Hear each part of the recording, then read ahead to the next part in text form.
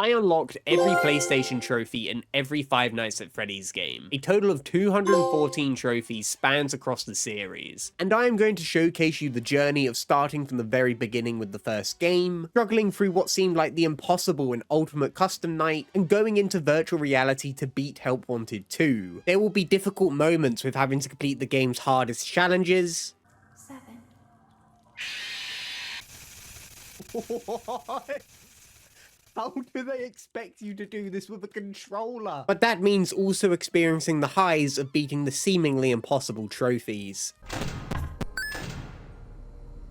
Yes! Come on!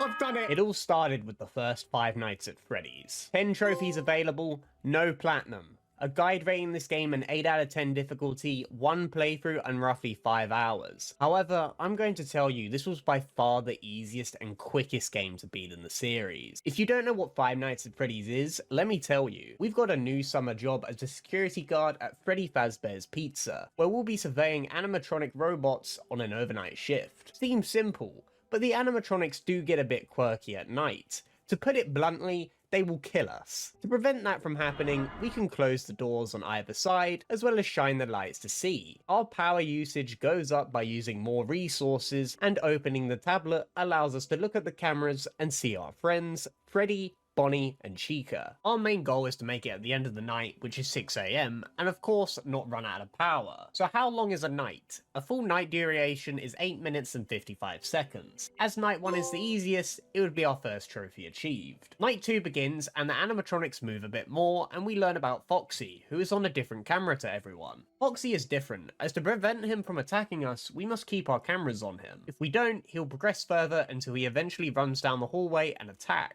But we can also prevent his attack if we quickly close the door. He will instead drain a bit of power. But if we must keep our camera on him, how do we deal with the other animatronics? Well, we only rely on audio cues for Bonnie and Chica, which results in progressing through these upcoming nights very quickly. Night 3 is where I realised I could get another trophy for experiencing a jump scare, so I did. There we go, no hiding. Experience a jump scare, and then who knows. I then progress through Night 3 like normal, as the difficulty spike isn't there just yet. Night 4 is unique, as it has another trophy tied to it. Here we need to keep Foxy from escaping during the night. As I've already explained how Foxy works, is another 2 quick trophies. Nice! No running. Get Foxy from escaping during Night 4, and then 4 Nights at Freddy's. Survive the 4th night. First attempt. Let's go. Like the previous night, Night 5 also has 2 trophies. This time, we need to keep Freddy from getting to cams 4A or 4B. Now, from what I have read, Freddy works the same way as Foxy. He is directly affected by us watching him. So with occasional checks on Foxy and listening to audio cues, it's another 2 trophies. I wasn't joking that I quickly went through this. I ended up getting the 8 trophies in under an hour. Now, you're probably thinking, didn't you mention this game was rated an 8 out of 10 difficulty? Yes, and the difficulty is going to pick up a lot, because it is not 5 Nights at Freddy's, it is 7, a 6th and 7th night to conclude this 100%. Specifically, the 7th night as I managed to beat the 6th night in 2 attempts with one of the luckiest endings. I'm probably dead here.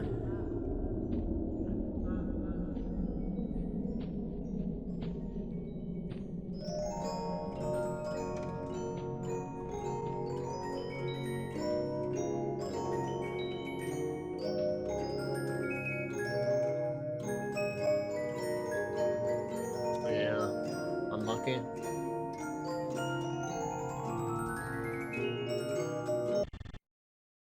Attempt 3 we go.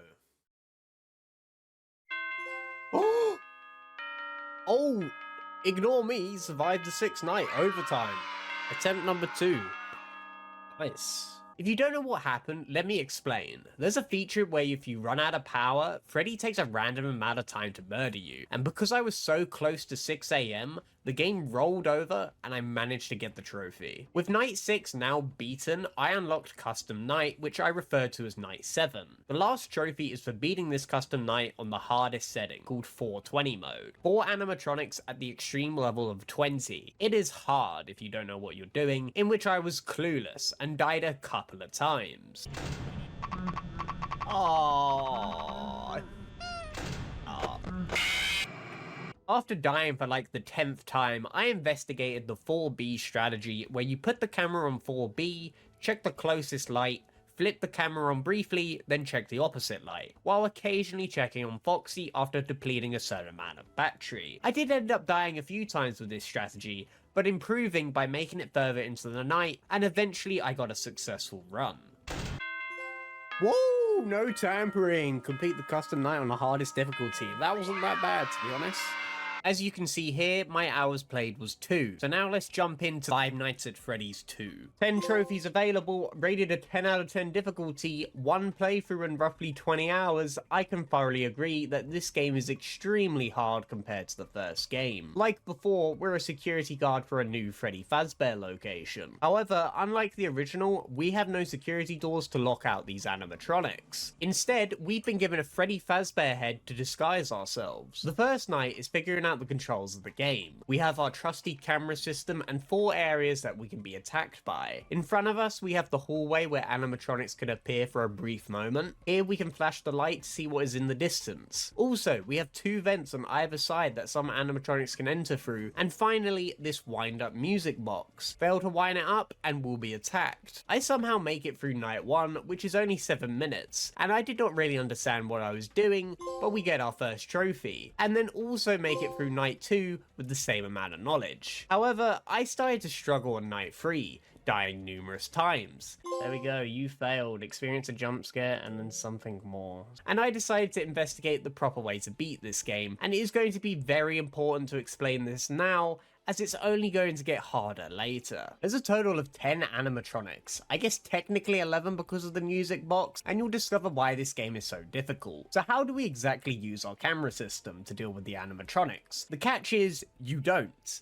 You only ever use the camera system on the wind-up music box, as the camera is useless against the other animatronics. Here is why. Those 2 vents are an attack point, but there's a noise cue every time someone enters and leaves the vent. If we see an animatronic in the vent, we respond by putting the Freddy mask on. Holding this mask on for roughly 5 seconds will cause them to leave. 4 animatronics, Toy Bonnie, Toy Chica, Mangle, Balloon Boy can access the vents. Toy Bonnie is frustrating, as when you see him in the right vent, he'll either attack after a moment or a while. He also activates this long animation where you have your mask down, which will affect your ability to wind up the music box. Toy Chica is easier to understand, as she appears in the left vent. She does not do the long attack animation when you have your mask down, instead she leaves the office. Balloon Boy was frustrating to learn. He also appears in the left vent, and if you accidentally bring your camera up, it's game over. He enters your office and disables your flashlight. Why is this important? Because Foxy is an animatronic in this game that is directly affected by the flashlight, meaning if we don't use the flashlight on him in the hallway after a few seconds, he'll jump us. Like the other animatronics, we put the mask on for Balloon Boy and he'll leave.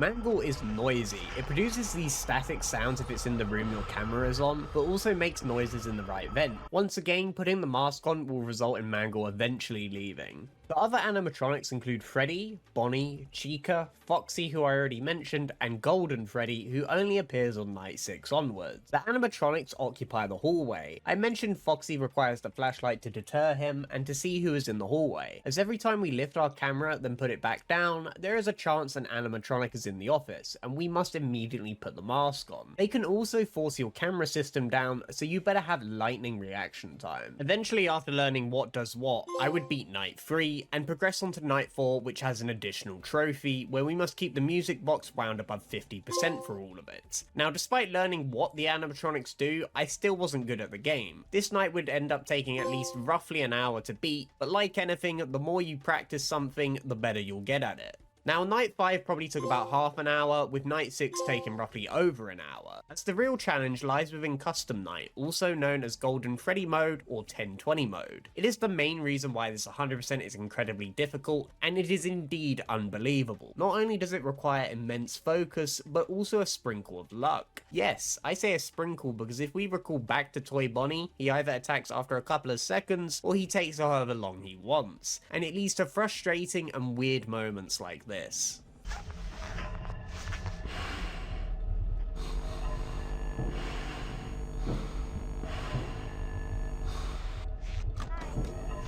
Are you joking? Like, what is that? This game mode is just luck. There's nothing else to it. It's just luck. During that time of dying multiple times, we would unlock the second to last trophy, which was to play all the minigames. The reason why we got this trophy so late is because these minigames only have a chance to spawn after dying. I probably should have had a counter to see how many attempts it took, however, I think it is easier to tell you the number of hours it took. It took 19 hours, probably spending 13 of those on Golden Freddy mode alone. So how did I beat it? Thankfully, as these games have been out for so long, there's a strategy for everything, and it is called the right vent strategy, where you focus on the right vent for Toy Bonnie, only ever looking to the left vent if you do not get an animatronic blackout, which is where you put the mask on when the animatronic is in the room. And here was the winning moment. Yes! Sorry. Oh my god. It's done. I'm done with this game. I'm done. Oh my god. 22 hours into both games, we move on to Five Nights at Freddy's 3. 10 trophies available, rated a 6 out of 10 difficulty, 1 playthrough in roughly 7 hours. It's one of the unique games in the series where there's only one animatronic to deal with. Surprisingly, it never appears on night 1, so this allows us to get used to the systems available, like the good old cameras and vents, which this time can be closed and opened. In addition, 2 more systems being our ventilation and audio. The audio device allows us to play a noise in the room we have our camera on, and our ventilation which needs to be running, otherwise we'll start seeing hallucinations and allow the future animatronic to move more frequently. Every system here has a chance of breaking down, so to fix this we use the maintenance panel to our left. Even though we're guaranteed to get a trophy for beating night 1, we also must do some secrets on each night to achieve a different ending, which will grant us a trophy. Our first night we had to activate this minigame and do several things before progressing on to the next night. Night 2, we do another secret, in which I have no idea how anyone would naturally figure out. After completing it, we're back into the night. This time the animatronic is now active, and is known as Springtrap. It appears on the cameras, and let me show you some screenshots. Can you see it in this one? What about this one? It's quite hard to see Springtrap, but as I said, practice makes perfect. It likes to roam around the establishment. If it moves, the camera will produce static and we can play audio device back to the room it just left, and Springtrap should return to that room. The rooms must be next to each other as you see on the map. If I see Springtrap on cam 2, I can't just play audio on cam 10, it will have to be either 3, 4 or 5. Also, it can enter the vents in which a noise cue will play, so we would want to close the corresponding vent so it doesn't get a shortcut to us. This was the first time I died in a Five Nights at Freddy's game before night 2 finishing, so we got another trophy. Die. Ah, you got me. That should be a trophy though. Voila, trapped, failed to make it through the night.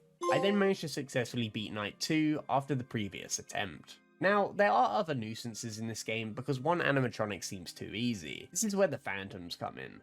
These are ghost variants of other animatronics who interfere with your systems by breaking them. There's Freddy, who walks in front of our window. To avoid him, we have to use either the maintenance panel or the camera system. Next is Foxy, who randomly appears to our left. To stop this, we gotta slowly turn. If we see him, we turn back to our camera panel to use it. There's also Chica, Mangle and Balloon Boy who can randomly appear on certain cameras. We got to close the panel or quickly adjust to another camera, and then finally there's the Marionette, who is visually terrifying but incredibly annoying as they make your screen unusable for a few seconds. Night 3, 4 and 5 are practically the same. Do the minigames and beat the night. We get the 3 trophies from beating the nights, and the 7th trophy for getting the good ending, which was required from beating all the minigames. Night 6 is known as Nightmare Mode. Basically, our systems are going to break a lot more than usual. We also only have 2 audio usages before having to reboot the system, meaning preemptive reboots can come in handy. Now the strategy for this can also be applied to night 7, which is known as aggressive nightmare mode. It's all about keeping Springtrap within a loop of the cameras between 5 and 10. If he manages to progress beyond camera 5, we can still recover, as there is an ambient sound that varies depending on if it's between cameras 1 and 4. Like before, if it leaves the room, play the audio cue to bring it back. Do a preemptive boot just in case. One thing that I forgot to mention is that our camera systems can fail when using them for too long. Luckily, we can still play audio cues before we do a reboot. Now, I'd say both nights took roughly over 2 hours, which isn't too bad. And a lot of highlights because the game had me feeling like this. Was that all 3 jump scares at the same time? Another one. Another one. Probably because I had played 3 of these games back to back, and we still have another 5 games to cover in this video. What about the last trophy? Well, it turns out you don't get this trophy by going for the true ending, as it's supposed to pop after beating Night 5. Meaning I had to do a replay of Nights 1 to 5, in which I messed up anyway, because I didn't properly erase my save file. Meaning I had to do yet another playthrough, concluding this 100% at just over 5 hours according to my PS5. Five Nights at Freddy's 4. I want to say this was the game that broke me mentally. I mean, just look at this opening text to the game. First time I'm launching Five Nights at Freddy's 4, and this is what it says. So this is the perfect way to lose your hearing. Fantastic. 10 trophies available, rated a 7 out of 10 difficulty, 1 playthrough in roughly 7 hours. I'm just going to say first that this game is a buggy mess on PlayStation, but we'll talk more about that later. FNAF 4 departs from the typical camera system. Instead, we play as a child in their bedroom, who for some reason has a door on either side of the room. And we have the well-known animatronics like Bonnie, Chica, Freddy, and Foxy hunting us, but now they're visually terrifying. This game plays on audio alone. For example, when we run up to the door, we wait a few seconds to see if we can hear breathing. If we don't, we use our flashlight and return to the bedroom to check the other door. If you do hear breathing, you close the door for a few seconds or until you hear footsteps leaving. Now, if you flash the light before the breathing has fully occurred, get ready for your ears to be ruined. I wouldn't say my hearing was particularly good to begin with, and it's probably worse after playing this game. Bonnie occupies the left door while Chica is on the right. Freddy spawns Freddles behind us, and the only way to get rid of them is to turn around when at the bed and hold the flashlight. Finally, Foxy will try to enter the closet. This usually occurs when you're at one of the doors. Once he's in the closet, you must check on him for the rest of the night by holding the door shut. This game is probably the simplest of them all, but I struggled a lot. Of course, I would eventually beat Night 1, and after each night we're presented with a minigame. Our objective is to get Plushtrap to land on the X. Using our flashlight will cause Plushtrap to stop, so we must listen for footsteps, in which I somehow managed to successfully do, and we're rewarded by starting at 2 AM instead. For context, a night's worth is 6 minutes long. A 2-minute skip is quite nice, but because I'm bad at the game, I die anyway and don't get access to that minigame again until the next night. And let me tell you, I won this minigame every time it occurred, but also died every time. So let's just pop all those trophies. Night 5 is unique because instead of dealing with the 4 animatronics, we deal with only one, which is Fredbear. And this probably makes Night 5 the easiest because you only deal with the one animatronic. Hear his footsteps at the door, flashlight to see if he's in full view, close the door. Rinse and repeat on both sides. If you hear laughing, that means he's probably in the bedroom, which is either the bed or the closet. We beat Night 5 for the trophy, and now unlock Night 6, which mashes the nights together. You deal with the original animatronics for the first 4 hours, and then deal with Fredbear for the last 2. I won't talk much about this night, because there's 8 nights in this game, where Night 7 is called Nightmare Mode, and Night 8 is 420 mode. Now this is where the bug comes in, and it is extraordinary. What? Why is my game? What? What's just happened?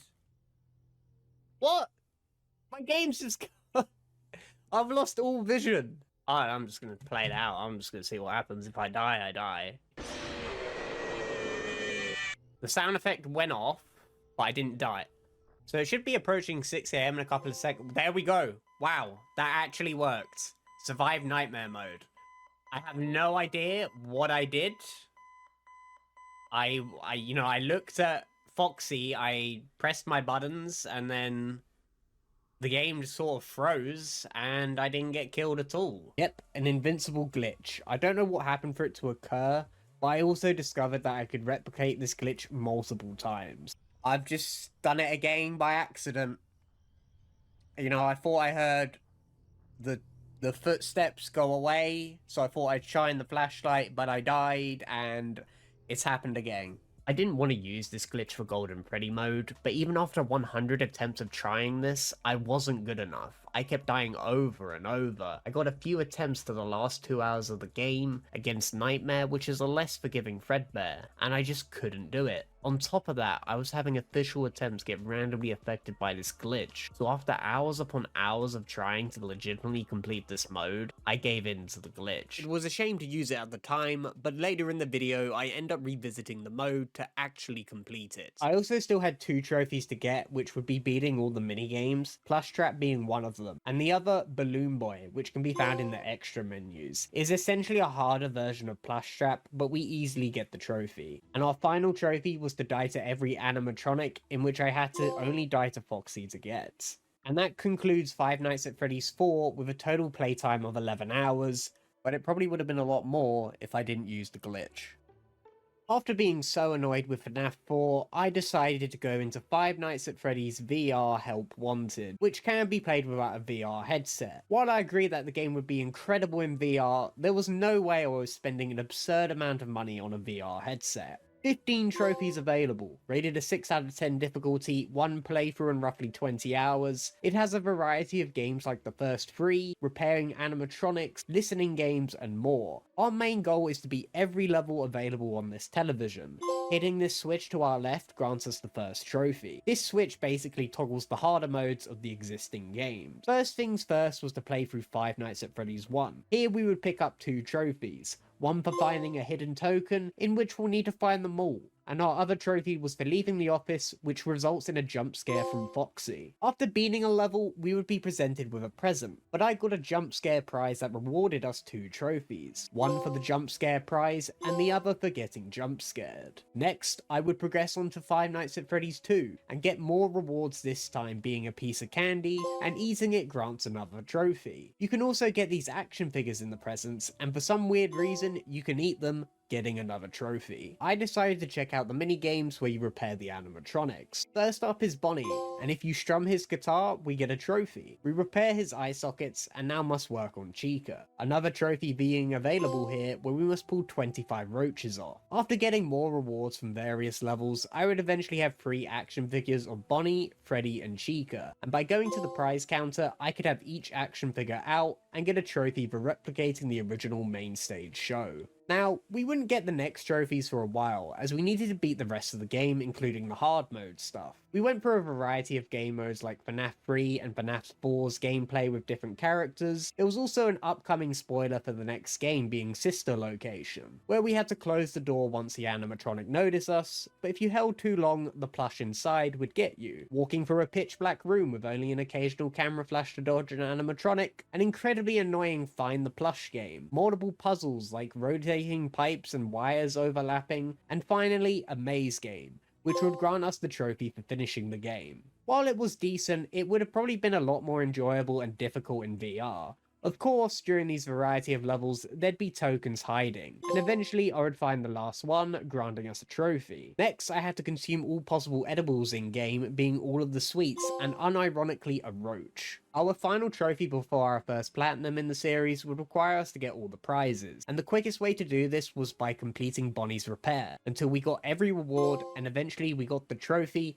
and the platinum. This concludes the VR Help Wanted section at a total of 6 hours. This time we're on Five Nights at Freddy's 5, Sister Location. 10 trophies available. No guide was written for this one, so I'll give you my opinion. 9 out of 10 difficulty, 1 playthrough, and 20 hours, because that's how long it took me. Sister Location is a unique Five Nights at Freddy's experience. Its gameplay is entirely different to its previous entries, and I'd say more narrative driven, in which I won't be able to do justice in this video. Each night is different to the last in this game. For context, we're a new employee of Circus Baby's Entertainment and Rental, where we'll be doing maintenance tasks every night. Night 1 has no real gameplay other than checking in on the animatronics known as Ballora, Funtime Foxy, and Circus Baby, so we get the first trophy in this game quite quickly. Night 2 has us check on Circus Baby again, however our control panel needs to be reset, causing the vents to open and the security to be disabled. Circus Baby begins to speak to us, saying that there is a hidey hole under the desk to hide from some animatronics, so we have to pull this panel to prevent them from entering, but a future trophy requires us to experience every jump scare, so we accept our fate.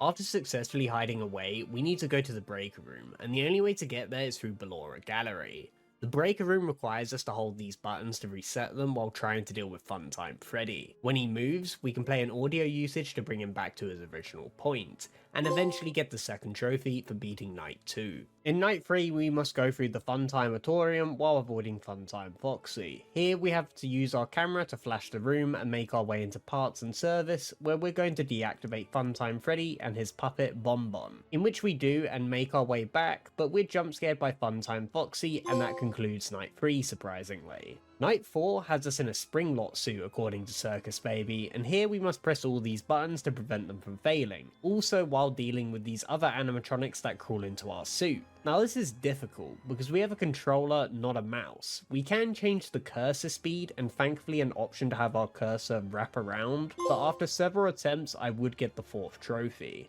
To conclude Night 5, we're in parts and service with Circus Baby, in which we listen to a code that needs to be inputted on this tiny keypad. This sucks. This was infuriating. If you're too slow, you get jump scared. Too fast, you miss the button. What?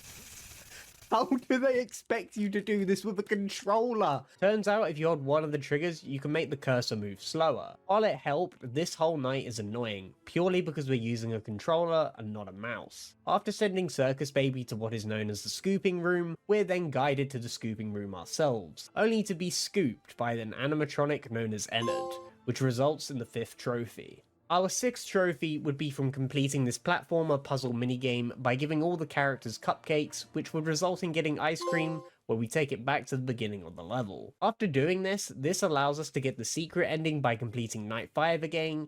However, instead of going into the scooping room, we enter a different room, which throws back into the original Five Nights at Freddy's gameplay. While it is simple, it is unforgiving with the amount of power you get. It quickly depletes, which relies on most of the night to be played by listening. After several attempts, and probably even more attempts on that stupid keypad game, I'd got the trophy. With the main story now done, Custom Night would be unlocked, and we'd have to get 2 trophies from this. Before that, I decided to experience all the deaths and jump scares from the remaining animatronics in this mode. It's not a surprise that once again Golden Freddy mode is the hardest trophy to get, and especially harder here because it's entirely new. We haven't experienced anything like this in the previous nights, so I decided to throw myself in the deep end by starting with it. 10 animatronics are all new to learn. We have Ballora who rotates around the room. The louder she is, close the door she is closest to. Funtime Freddy who runs between 2 rooms. He has 2 phrases for when he attacks. If he says one, he'll attack on the side he is on. If he says the other phrase, he'll attack from the opposite side. Close the correct door to what phrase he said. Yendo has a high chance of appearing when bringing up your tablet.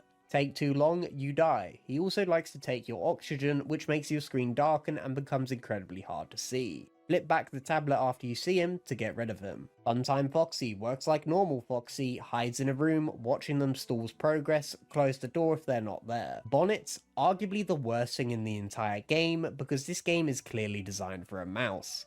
You must click Bonnet's nose to get rid of them. They randomly spawn like Yendo when flipping up and down the tablet. Thankfully this guide I watched allows you to place your cursor in a place where it will become muscle memory, by turning the dead zone of the joystick up and the sensitivity down, so it's less likely to move from that position. Bidybab occupies the front facing vent. There are noise cues to understand what position they're in.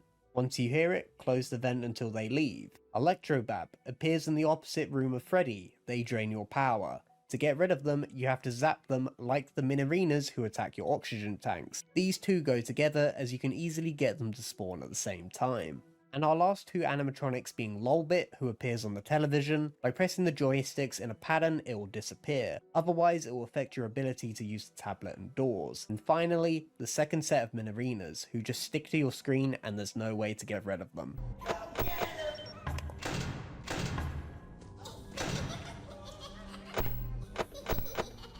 Right.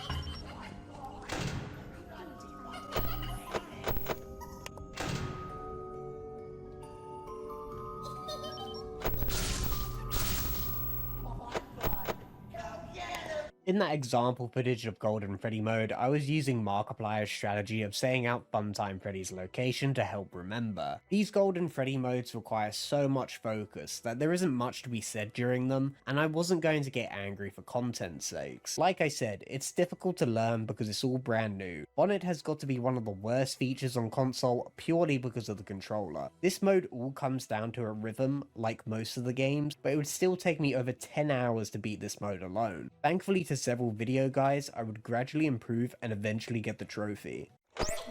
Oh, I've done it! Oh my god. Now, the last trophy was weird, because it says we need to complete all the custom night challenges in which I was doing. I then decided to do one of the challenges that is next to Golden Freddy mode on the list, and pop the trophy despite not completing the others. I mean, look, I still have 1, 2, 3 left to do. Maybe because the cutscenes are tied to that one, if you just do these 2, you get both trophies. Possibility? I have no idea. Until someone else does it, I'll never know. So our final playtime for Sister's location was 19 hours. Freddy Fazbear's Pizzeria Simulator is up next, and this game has us managing our own pizzeria. 10 trophies available, no guide. So my opinion is 5 out of 10 difficulty, probably like 8 playthroughs, but with PlayStation Cloud saves you can save some time, and roughly 10 hours. Our pizzeria is bare bones, and the catalogue has much to offer like animatronics, party sets and games. We buy stuff with money we have available to increase our stats in the top right corner, like atmosphere, health and safety, revenue, and entertainment. When we finish the day, we're into the scary part of the game, where we must finish our tasks for a computer, like printing marketing material and other stuff. Next to us are 2 vents where future animatronics can attack. We finish the task for the night and progress on to the next day. At the end of each night, we find ourselves sitting in a room with an animatronic that can either be salvaged for money or thrown away. We decide to salvage it, and here we must carefully watch the animatronic for movement while playing an audio source. If it moves, we give it a zap and carry out the same task 5 times. Successfully doing this gets us the money, but also the animatronic will appear in the vents in our next night. Our first trophy would come from dying to that animatronic I salvaged from the previous night. For our second trophy, we need to salvage all the animatronics at the end of each night, so we do. The struggle of getting through the night is when you have multiple animatronics. When you use the computer, it's almost impossible to hear them in the vents. You also have this ventilation system running, and if you turn it off to listen, the temperature will rise until you eventually pass out. You're given 1 of 3 resources to use: a motion detector to see where the animatronics are, a silent vent that makes the temperature slowly rise, or a sound producer that can be placed in various parts of the vent. My one and only strategy for this game was using the sound producer in one of the furthest corners of the vent and look at the opposite vent, as looking into the vent prevents an animatronic from entering. After successfully completing each night and salvaging the various animatronics, I would reach the final night and the conclusion to the game that results in every animatronic being burned within the building. Our next trophy and playthrough was only to rescue one of the 4 animatronics, and by making it to the end of the week, we would receive the next trophy. A new playthrough again, we literally had to do nothing. Couldn't buy anything for the pizzeria or salvage the animatronics. Just had to do the regular nights, and eventually our trophy would pop. The 5th trophy would require us to get sued into bankruptcy. We could do this by buying items from the catalogue that had risk tied to them. Having higher risk would result in a chance of a lawsuit, and by spending our money, we would have no money to tackle these lawsuits, giving us the bankrupt trophy. Next up is the Lawkeeper trophy, where you must find the secrets in the minigames. In the catalogue, you can buy various minigames that will also have to be beaten for a future trophy, by the way.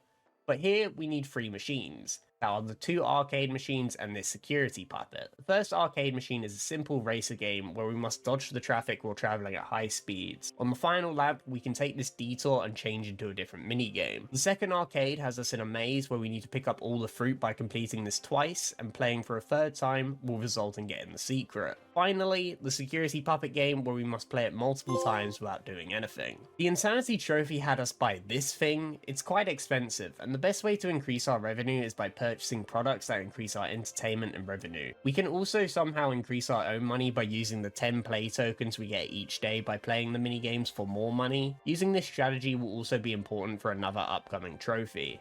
After buying the Egg Baby data archive, we place it down and proceed on to the night. Here, we turn the PC off and turn it back on while holding the right stick to get our insanity ending. We're now going to use the money strategy to buy a bunch of item sets. Our first set includes Trash and the Gang, which is all the cheap animatronics, even if you can call them that. The next set is the Mediocre Melodies. The great thing about completing these sets is that they give you even more money. After was the Rockstars Assemble of Freddy, Bonnie, Chica, Foxy, and a $5 animatronic known as Lefty. The last set we needed are the 3 most expensive animatronics. However, we can get 2 for very cheap price by buying 2 different minigames and by spending 10 play tokens on each one. We would get Music Man and Funtime Chica for a significant discount, and the final animatronic being L-Chip for the trophy. Second before last, we needed to beat every minigame, and a lot of them are quite easy, like jumping into a bull pit, picking up some ducks, throwing some basketballs. However, this minigame of Gravity Vortex was insane. It's a bullet hell, and you die in one hit. Luckily with PlayStation Plus, I could upload my save to the cloud and reset when I ran out of play tokens, as you're only given 10 a day. After about an hour of attempts, the trophy would be mine. To conclude Pizzeria Simulator, I would have to do one more playthrough for the blacklisted ending. This would require us to have a risk rating of 50 at the end of the week. This would be achieved by buying all the products that get marked down. They become cheaper but have a higher risk and liability. By playing the minigames for more money, we could purchase the items, and we hold them instead of place them, as they would increase our risk throughout the nights. We would make it to the final night and purchase the last remaining items. Luckily, after placing them all down, I would have 51 risk. Now all I had to do was get through the night with 4 animatronics and events due to the amount of risk I had. I just used the same old strategy to beat the game and finally got the trophy. And that concludes Freddy Fazbear's Pizzeria Simulator at 10 hours. 5 Nights at Freddy's Security Breach, the first proper 3D entry. 29 trophies available, rated a 3 out of 10 difficulty, 1 playthrough in roughly 20 hours. This game is filled with over 100 collectibles, so we're going to get them while completing the story. We're playing as Gregory, who has found himself locked in Freddy Fazbear's Mega Pizzaplex, and turns out we can't leave until it's 6 AM. Our adventure is going to include exploring the variety of games at the Pizzaplex and meeting new animatronics like Chica, Monty, and Roxy. It wouldn't take long for the first trophy to pop, in which we successfully evaded an animatronic in pursuit. After roaming around the establishment for a bit, I would stumble into the daycare looking for a security pass, where this animatronic known as Sun was worried that the lights went out. After successfully turning the lights back on, I would get the second trophy. I also got my first jump scare, resulting in another one. Next up, we would find ourselves in the prize counter office with the alarm systems going off, allowing the 2 animatronics, Monty and Roxy, to come in. We had to use our classic 5 Nights at Freddy's knowledge to close the corresponding doors until the alarms were fixed. After that, we would need to find a party pass to access a certain location in the Pizzaplex, where we would have a choice of Monty's Golf or Phaser Blast. I decided to go to Phaser Blast as it seemed more interesting. I'm sorry, golfers. Equipping the necessary equipment for Phaser Blast, we would win and unlock the blaster. That could stun the animatronics for a short moment. Before continuing, I stumbled across an important event for a future trophy. Wandering about getting the collectibles, I would get another trophy for entering the bakery for the first time. To make more progress in the story, we would have to deal with one of 2 animatronics, being Chica or Monty, and I ended up dealing with Chica, in which we had to make a pizza to distract her. After distracting, I would have to get Monty's mystery mix and place it within the garbage crusher to lure Chica in, and after taking her voice box, we would then use it to upgrade Freddy and allow us to access new areas. This would allow us to go to Roxy's Raceway, where we need to find a way to decommission her. We find a go-kart that would be useful, but turns out we're not tall enough to ride unless we use a training bot. However, it is missing its head, so we need to find one, but it turns out it's also broken. It needs to be repaired in the West Arcade, which is home to Music Man, an area which conveniently loses power, and we must restore it by turning these 3 switches while trying to deal with Chica and Monty. After successfully restoring power and escaping Music Man, I would get 2 trophies, one for escaping the West Arcade and the other for playing this minigame that would be tied to yet another future trophy. Putting the head back onto the training bot, we could then deal with Roxy and take her eyes that will now allow Freddy to highlight collectibles.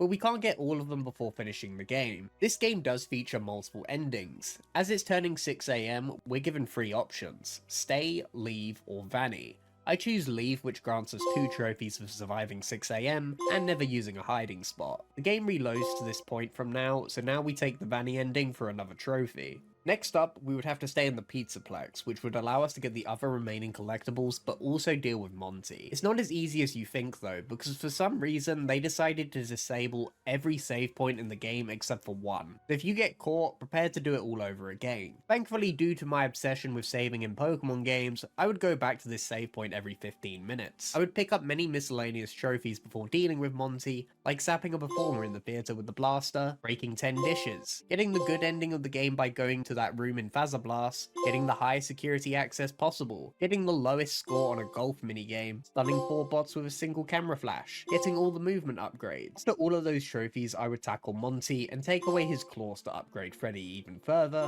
which would give us 2 trophies. Now with Freddy all upgraded like in a Metroidvania, we could go anywhere. We would find the source of Roxy Raceway's problems, access a secret area to play another minigame, and finally collect everything that would grant us the remaining trophies and only the 2nd platinum in the series. I went for the platinum trophy in Five Nights at Freddy's Help Wanted 2, and it was all in virtual reality. There are a total of 37 trophies. The platinum itself, 4 golds, 9 silver, and 23 bronzes. Firstly, I needed to simply enjoy the game, which included the dozens upon dozens of minigames available that would all inevitably need to be completed for a future trophy. It wouldn't be long till I got my first trophy for completing a night of Fizzy Faz without wasting any ingredients. This minigame simply had me working a drinks machine. An order would come through and I'd have to correctly make the drink while our fellow robots work on producing more ingredients. Oh, bonus revenue, first trophy. What was it? Complete a night of Fizzy Faz without wasting any ingredients. The next minigame I decided to play was First Aid, where I would have to perform several procedures on Helpy. The patient is suffering from trampled by fans. Using the medical scanner, I'd have to scan the corresponding body part to identify what is wrong with it. For example, if Helpy's leg was scratched, I would have to use the medical spray and apply a bandage to fix it. Another example being if Helpy's eye was broken. It would have to be removed and replaced. However, removing it will cause Helpy to scream and alert the animatronic in the room. To prevent this, we would have to use the respirator mask to calm Helpy down and finish the procedure. And let's just say, remember to take the needle out before trying to put the mask on. Put it on, put it.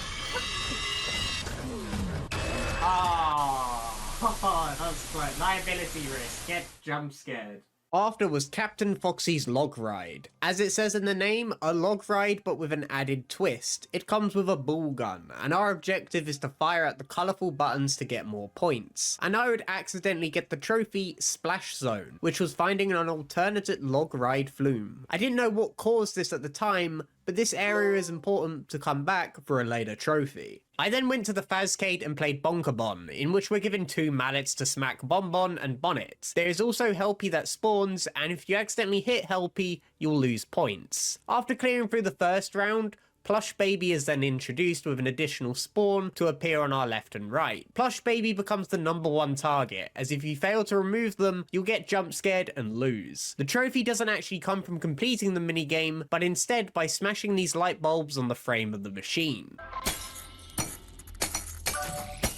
Trophy, there we go, lights out, smash 8 light bulbs. That's why you read the trophy list. Back to the main hub area, I noticed that I could move about by using the left joystick, and went to the Mystic Hippo who would make me choose a card, and it would then guess what card I have, which resulted in the Your Time to Shine trophy. Experiencing several minigames, I decided to check out Ballora Gallery. We have to make it to the other side of the room while dodging Ballora. Just like in the original game, she plays music, and the louder it is, the closer she is, meaning we can determine when to stop moving, and considering we're in virtual reality, we can actually see Ballora move in real time.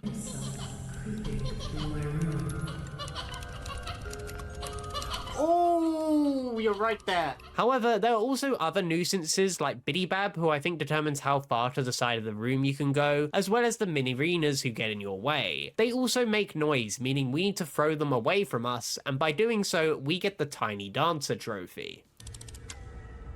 Right. Go, go. What are you? Get out.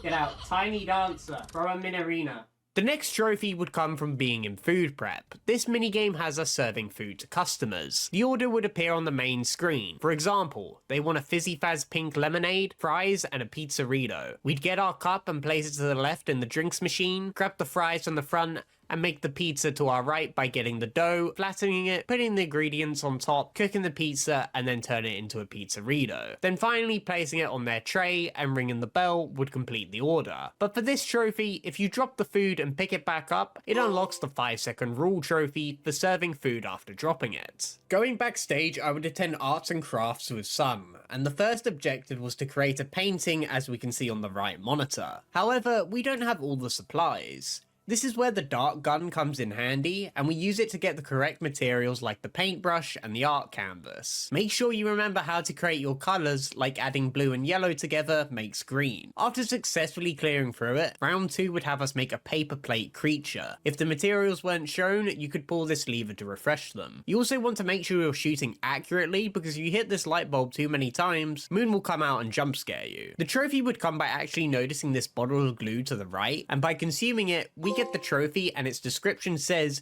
"You ate the glue. What is wrong with you?" After playing more of the mini games, I decided to look further into the trophy list to see what I could get. I ended up going back to Bonkabon, in which I needed to only hit Helpy during round 1 for a trophy. Next up was a harder version of a mini game called Phaser Blast Western, in which we're given a Phaser Blaster and balls to throw at targets, and by hitting 20 targets, I got the trophy Bullseye. Next up, I was playing Body Bowl, a bowling game with random elements thrown in, like having Moon being a threat from above, or the chance of the frame moving closer while rapidly opening and closing to prevent you from knocking the pins down. After a successful round, I would get the trophy GGY for beating all the high scores. However, I'm not entirely sure which minigames count towards this. Going back to sister location, I would be in the breaker room with Funtime Freddy. The levers to the left would need to be held to charge the power of each meter to the right, and sometimes needing to hold 2 in a combination to power more of them. This would agitate Funtime Freddy and Bonbon, so they'll move closer. If they get too close, we use the megaphone to produce responses, so Funtime Freddy returns back to their original location.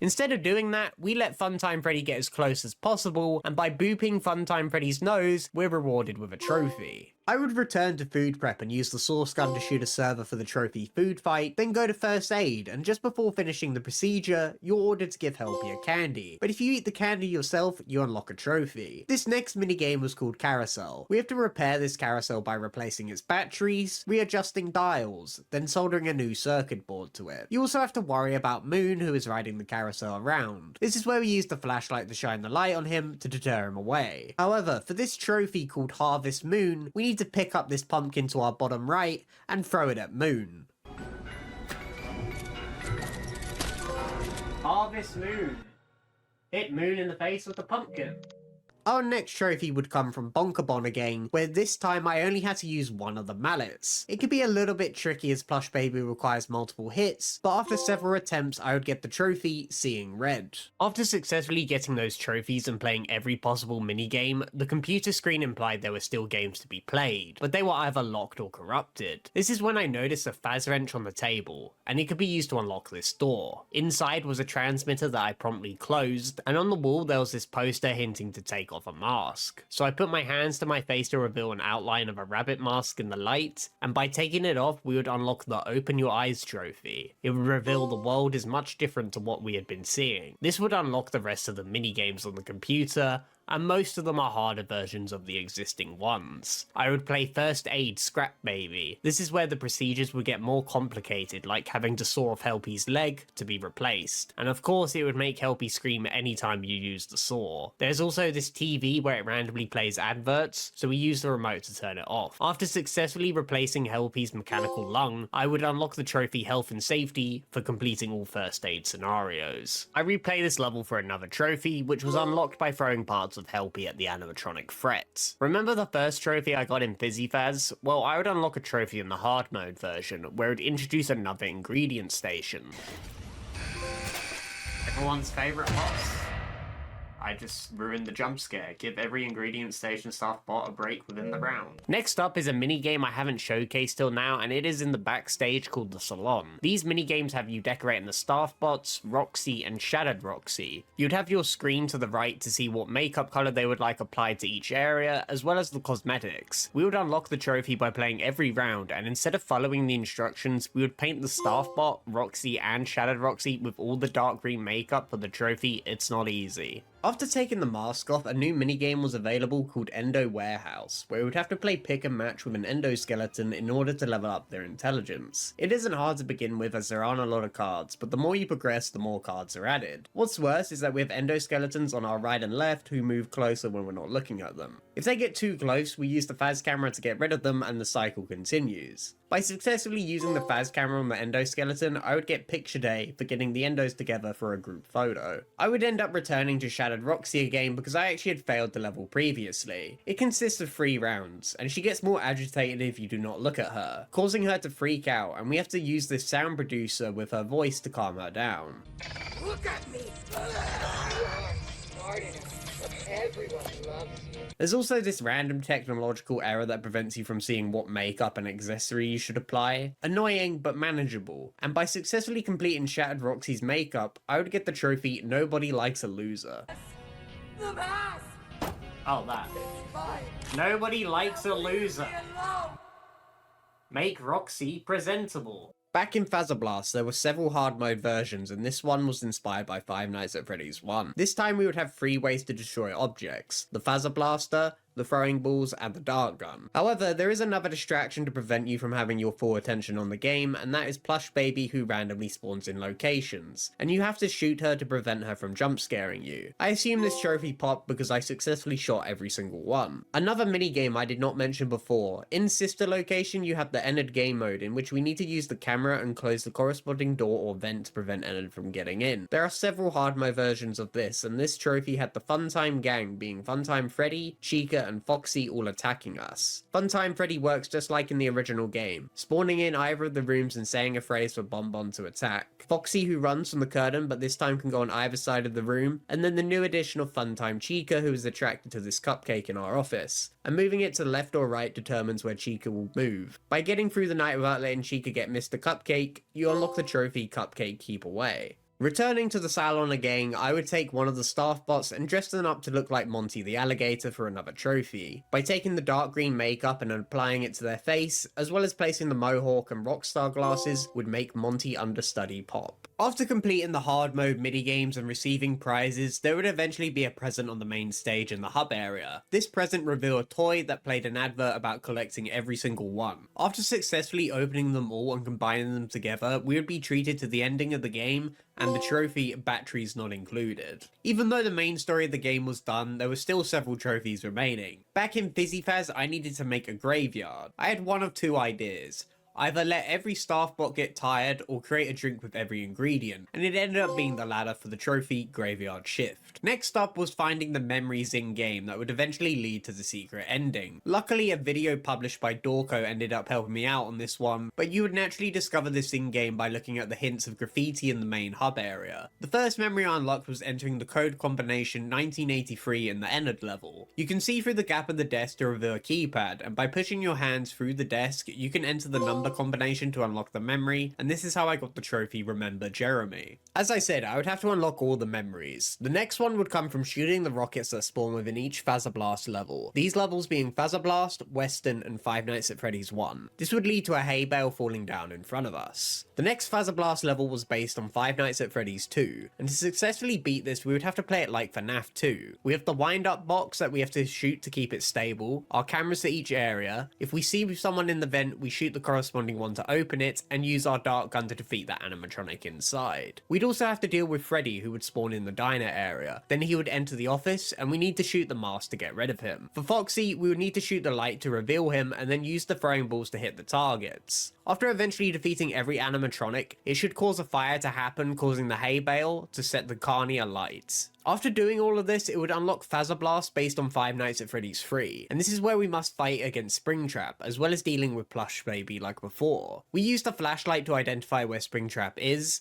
then use the throwing balls to knock off his armor, and then use the corresponding gun to destroy Springtrap. After successfully defeating Springtrap, we would unlock the next memory. In Bonkabon hard mode, we would have to clear through the level until it got to the point where we have to repair the machine. Normally, you would have to match the cables to the code, but instead of correctly repairing it, we do it in reverse for another memory. And remember Captain Foxy's log ride? We go back there where we have to hit Helpy several times throughout the level. This takes us to secret routes. In these, there would be a blue symbol that needed to be shot, and after successfully doing this 4 times, our log ride would take us to a hidden treasure chest for the next memory. Next up was going to Fazbear Theatre and Food Prep, where we'd have to trash every Chica related item. This being the drink, the chocolate bar, the chowder, and the smoothie. After throwing all of these items in the trash, a hand appears with the next memory. And the final memory would come in Fizzy Faz Night 3, in which you need to press the lockdown button and make a specific drink which combines the Soda-Roni can next to the machine, then the 4 ingredients from the dispenser,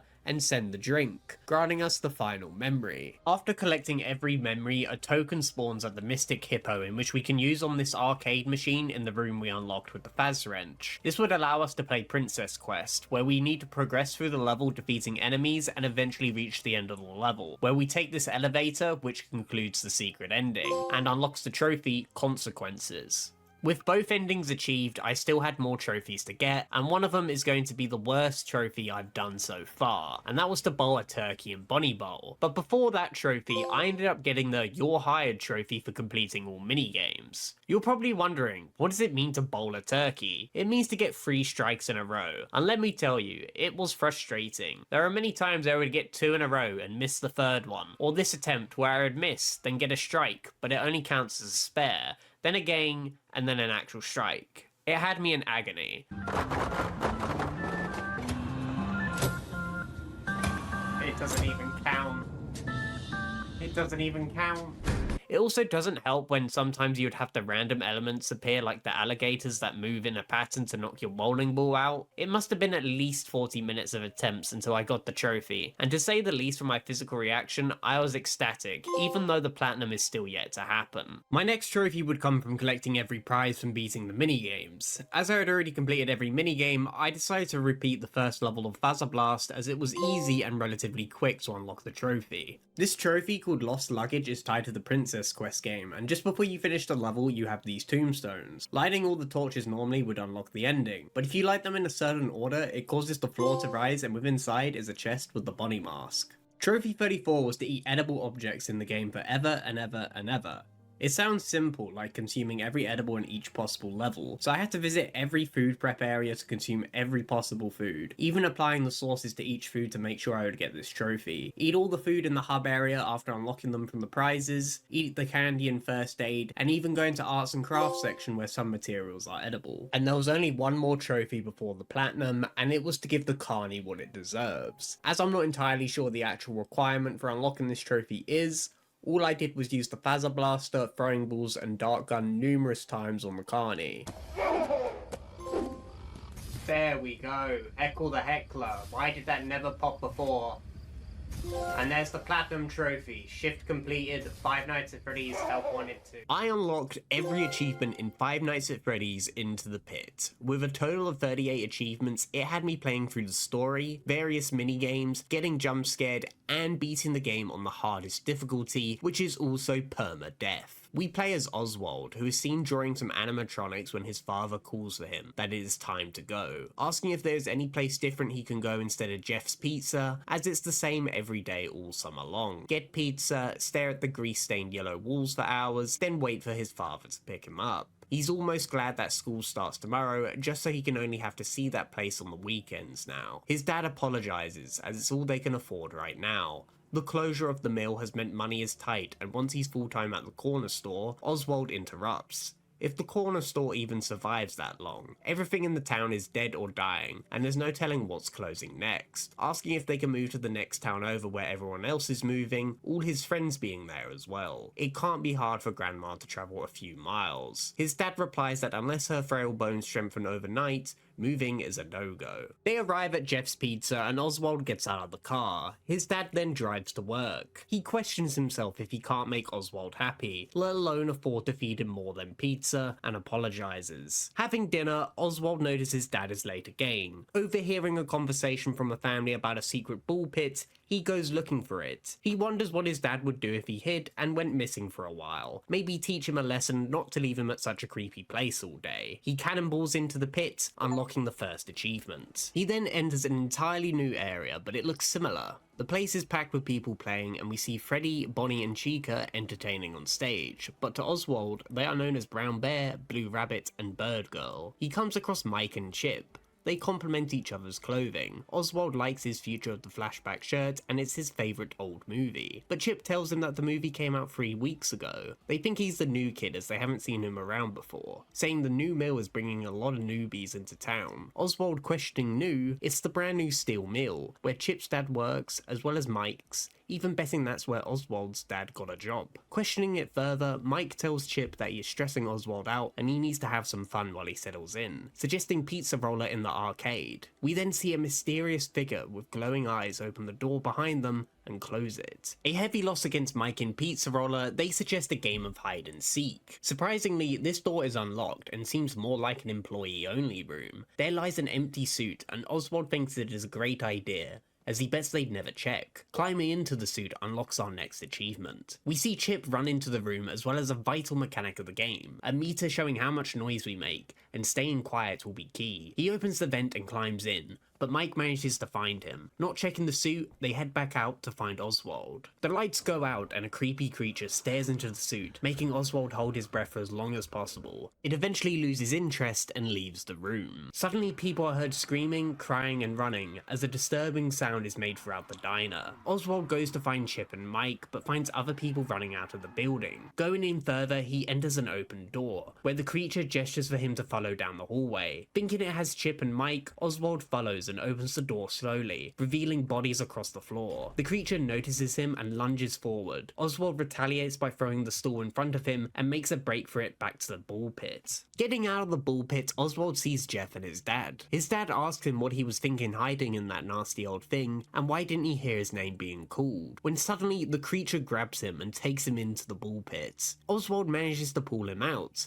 but he's different now. A flash of the creature appears in place of his dad, and his eyes begin to glow. Grabbing Oswald by the arm, it takes him away. Jeff tells them to have a good night, and Oswald asks him that he thinks something is wrong with his dad, but Jeff thinks he looks fine, suggesting the dust probably got to Oswald's head, and that he should go home and relax. In the car, Oswald asks what has happened to his dad, and where is it taking him, even questioning how he even knows how to drive, and even takes them back to their home. They both enter the house, and Oswald says he'll be heading to sleep. He comes up with the solution to call his mum, and that his dad's phone is most likely in his room. However, the creature is there laying on the bed, and a noise distraction will be best to get it to come out. Oswald hides in the wardrobe and it comes out of the room, trying to find out what made the noise. With the room now free, he picks up the phone, but unfortunately it seems his dad remembers the numbers instead of adding them to the contact list. His mum's number should be written somewhere in the house, and that place is on the fridge. Dialing the number, she answers. Oswald exclaims it's an emergency and she'll be right there. The first jump scare happens, causing the lights to go out, and Oswald retreats under the bed, having to prevent the toys from alerting the creature just outside. It eventually leaves the room, and Oswald hears the front door open, meaning Mum has arrived. Oswald pleads to her that Dad has been kidnapped and replaced. She thinks it's some kind of prank as he walks into the living room, and that Oswald should know better than to fake an emergency. Oswald asks her that can't she see it, but to her, he looks fine. She asks Oswald to calm down and go to sleep as she needs to return to the hospital. Returning to his room, he reckons Dad is still stuck in the ball pit and he needs to return to Jeff's. Exploring the house for a way out, we have a close call with the creature and enter the basement, finding a piece of rope and a weight-resistant mechanism.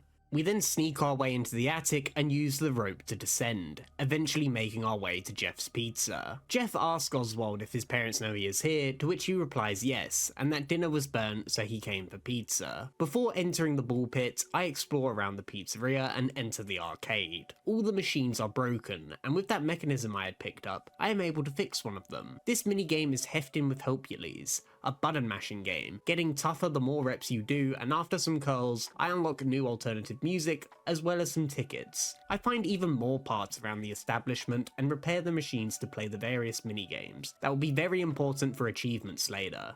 I then decide to enter the ball pit. Oswald comes across a crying kid trapped within an endoskeleton. He asks how they got in there. They say something grabbed them and stuffed them inside, feeling like the suit is going to snap shut any moment. Oswald thinks he can loosen the bolts with a screwdriver, but he needs to find one. During the search, I'd unlock 2 achievements. The first for interacting with this Freddy cardboard cutout that plays the iconic honk sound, and because of that sound, it maximizes the sound meter for the other achievement. Then surprisingly getting one of the endings to the game after accidentally leaving the pizzeria. Oswald questioning what he should do and where to go, unlocking the achievement for leaving Dad behind. With everything possibly explored in the old pizzeria, we go back into the ball pit and talk to Jeff asking for a key to the basement. He makes a deal and asks us to take the trash out in return for the key, and gives us a flashlight as it gets dark out there. Putting the trash into the bin, we also find a puzzle matrix for one of the arcade machines and a rat trap. Returning to Jeff, he gives us the basement key that we're able to use in the past and present, as if you hadn't noticed in the beginning, the calendar is in 1985 after entering the pit. The basement has the screwdriver, and Oswald frees the trapped kid. They begin to talk about one of their friends when we hear noises suggesting it could be them, and he might be in danger. However, they have a change of mind and want to get out of here. Before they leave, Oswald asks if he's seen his dad, to which they reply they haven't. But the conversation is cut short when the creature suddenly bursts through the door, and we run to the pit. Back at home, Oswald recalls the event that happened and his day-to-day living with the creature. Thinking it was a dream, he starts the new day. Noticing the cat on the bed, I decide to pet it for an achievement. I then unlocked another for flicking a light switch 10 times. Heading for breakfast, it's the first day of school for Oswald, and his mum tells him to go eat in the dining room with his dad, but upon entering, the creature sits there. Deciding to skip on breakfast, he takes his lunch with him to school. In the playground, we watch a kid set a firecracker alight before running off. Oswald wonders if he has any more of them. We go searching for the kid and find a voucher validator, once again useful for the future. We then find the kid with the firecracker and ask if he has any more. He does, but he'll only trade for something he couldn't get anywhere else. It's the end of the day and time to go back home, but we notice someone being bullied. However, they decide to not waste any more of their time and leave. The girl's named Gabrielle, and they exchange interests such as reading. She mentions about helping her grandpa clear out some junk and found his old sketchbook,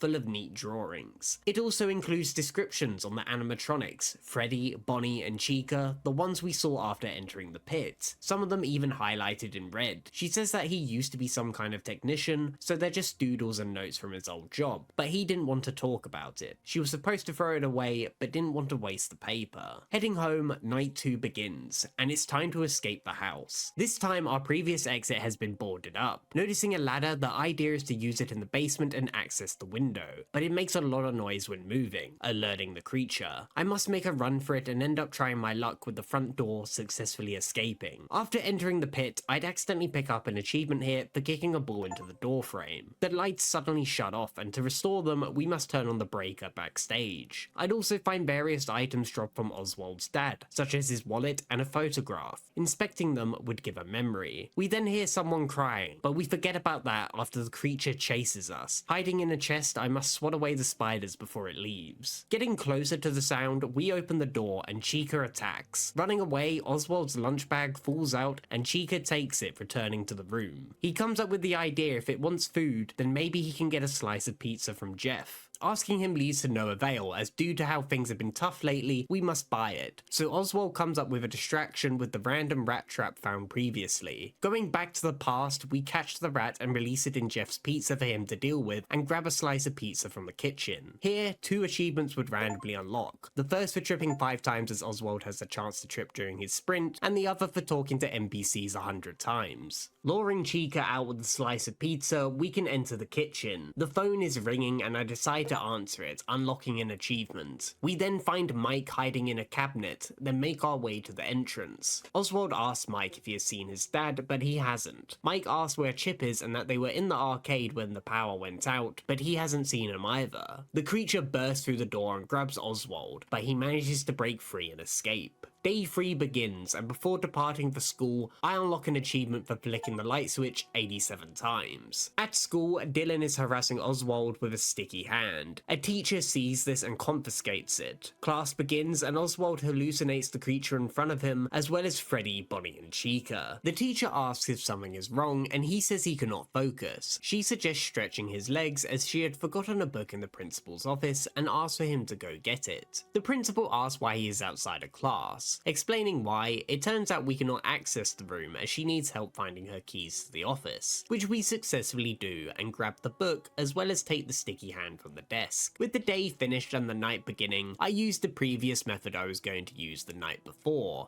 The ladder. I'd also unlock an achievement for meeting Jinx the cat in a room 10 times. Making it into the pit, we need to find a way into the arcade, but I accidentally walk into Chica after she enters through the door, triggering her alarm state, unlocking an achievement. After waiting till the coast is clear, I notice a shine on this vent and end up using the sticky hand to find the key to the arcade. Unlocking the door, we see Bonnie with Chip, but he puts his attention to us. Now to find a way to lure it out. We go backstage where we find his guitar, but it has broken strings, and that sketchbook had vital information on where to find some. The trash, in which we successfully find, but for some reason Dylan takes a picture of Oswald going through the trash like a raccoon. Fixing the guitar, we hook it up to the amp and play it, alerting Bonnie to our location. Hiding in the vent seems like a great idea until his arm breaks through and grabs Oswald, yet he breaks free, or so I thought because QuickTime events are very cool. Anyway, after redoing all of that and then rescuing Chip, Oswald asks him if he has seen his dad, but he hasn't. Chip asks about Mike, and knowing that he is safe, he thinks we should get out of here immediately, as a man can be heard screaming. Freddy enters through the far door, and the creature also appears from behind, meaning it's time to escape. Beginning day 4 by going to school, it isn't going well for Oswald as Dylan reminds him of the photograph of him going through the trash. Oswald begins to have a panic attack, hallucinating the animatronics around him, then runs out of the building to the ball pit.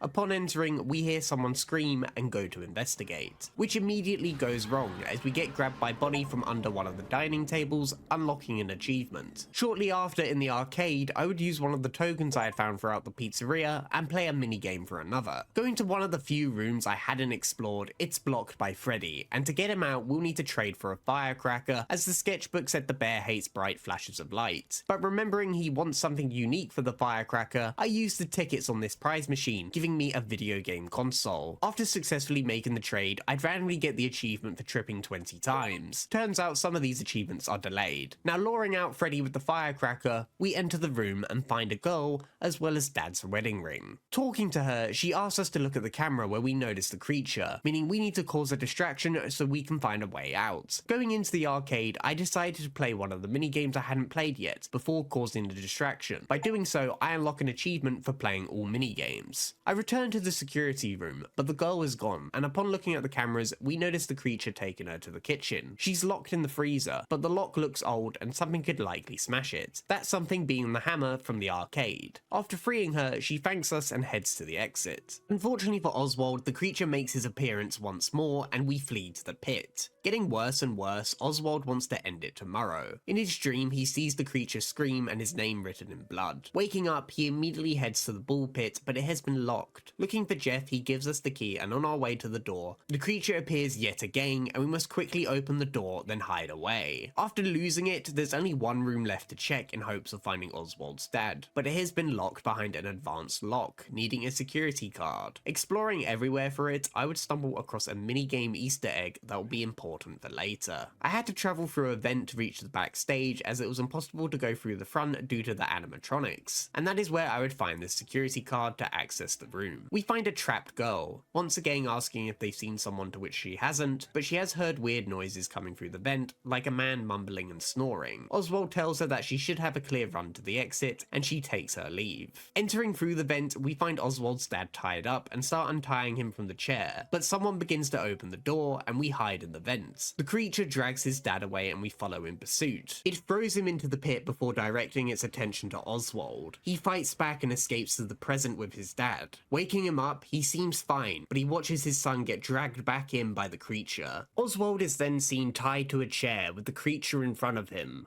concluding the 1-star ending of Five Nights at Freddy's Into the Pit, unlocking an achievement. It is now time to get the remaining achievements as several playthroughs are required. The next achievement was to simply dial 911 with the cell phone. In the past, interacting with this candy machine 10 times unlocks the next achievement. While doing another playthrough for a future achievement, I would unlock Impatient for pressing the action button 100 times during cinematics. At the arcade machines, I needed to get 404 tickets, and that takes a while, considering you don't get many tickets per game. However, this minigame hefting with Helpules is only a button press, and by setting up a macro, I simply toggled it on so it would automatically complete the minigame, and shortly after I would get 404 tickets. Remember those Oswald Dad items I had found? Well, it turns out I missed one, and it is pretty easy to miss compared to the others, and by fighting them all, it unlocks the next achievement. Next was fixing all the arcade cabinets. Like before, I ended up missing one of them during my first playthrough. You find most of them throughout Jeff's Pizza, there's one in Oswald's house, and a few in Freddy's Pizza. By fixing them all, it unlocks Arcade Apprentice. In addition to finding all those dad items, the girl in the room before finding Oswald's dad drops a picture, unlocking Who Are They? Upon closer inspection, it's of two men inside of a strange office, perhaps somewhere inside of Freddy's. With all these new items in my inventory on this playthrough, I'd unlock the 2-star ending. This time, the photo falls out of Oswald's pocket and confuses the creature. It still follows through but ends up getting caught within the rope and eventually stopping movement. Oswald and his dad have words of comfort, as well as a talk about the possibility of moving somewhere better. Jeff is then seen in the pizzeria. Noticing blood on the floor, he goes to investigate and finds the creature tied up, which ends up jumping him. I'd unlock 2 achievements, one for achieving the 2-star ending, and the other for finishing the game without turning on the flashlight. Reloading the save, I'd get another alternative ending, this time failing the quick time event against the creature. Oswald can then be seen in the pizzeria. Noticing the animatronics being friendly to him, he slowly loses his voice and name before his eyes turn blue like that of the animatronic, unlocking an achievement. Next would be the Nightmare playthrough, the hardest difficulty that has permadeath, meaning if you get caught, it is back to day 1. In addition, multiple hiding spots are destroyed, and the creature gains speed much quicker than before, meaning you must use hiding spots if you are being chased. The game is relatively short if you know what you're doing, but you can easily get caught out, especially on night 5 when getting the key for the room. However, I figured out a cheese method for this. If you close the game as you're about to die, you'll respawn to the closest checkpoint. I also had to go for the 3-star ending in this Nightmare playthrough, as there is a specific achievement for it. As far as I'm aware, the 3-star ending is almost the same to the 2-star, by obtaining all of Oswald's dad's items and the picture, but this time you need to play every minigame as well as the secret minigames. Like the one I previously mentioned, which ends up having you pick up balloons for a prize, and it unfortunately goes very wrong. I believe you get this minigame after getting enough tickets to get the previous gifts,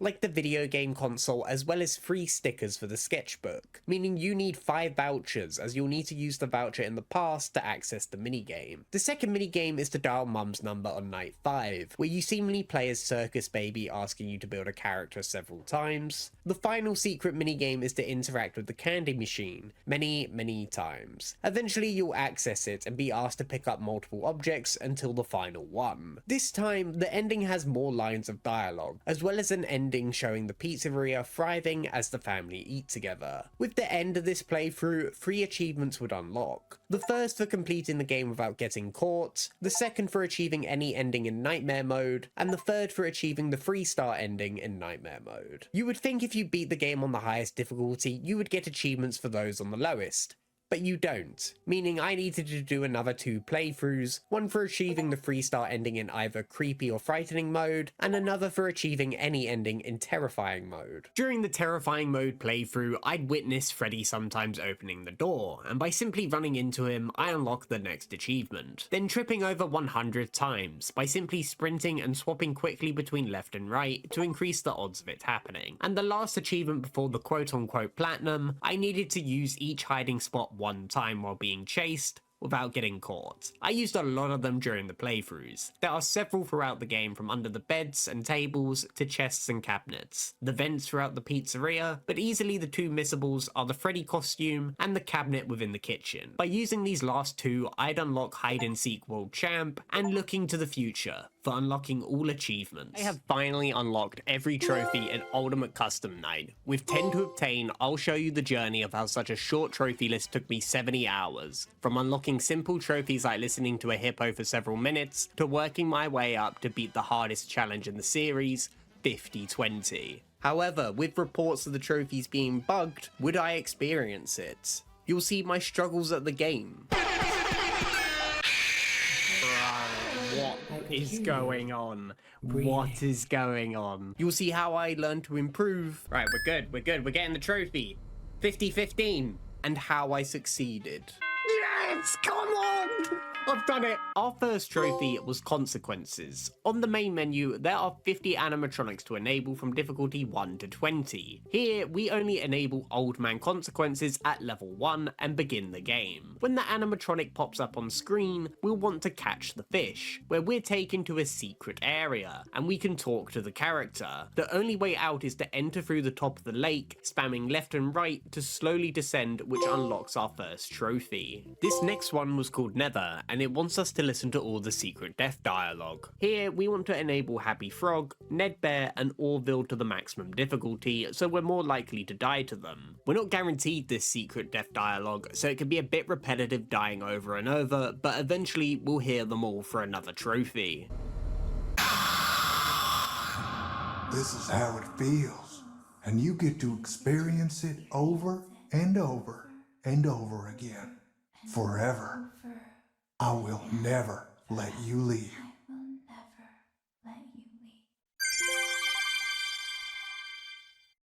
Our next trophy required us to listen to all of Mr. Hippo's stories. Just like with the previous trophy, we'll have to die numerous times to hear the different stories that Mr. Hippo tells. And I won't be showcasing them all here because they end up taking several minutes. And our last simple trophy before properly playing the game was to experience all the deaths and jump scares. Surprisingly, not every animatronic does this.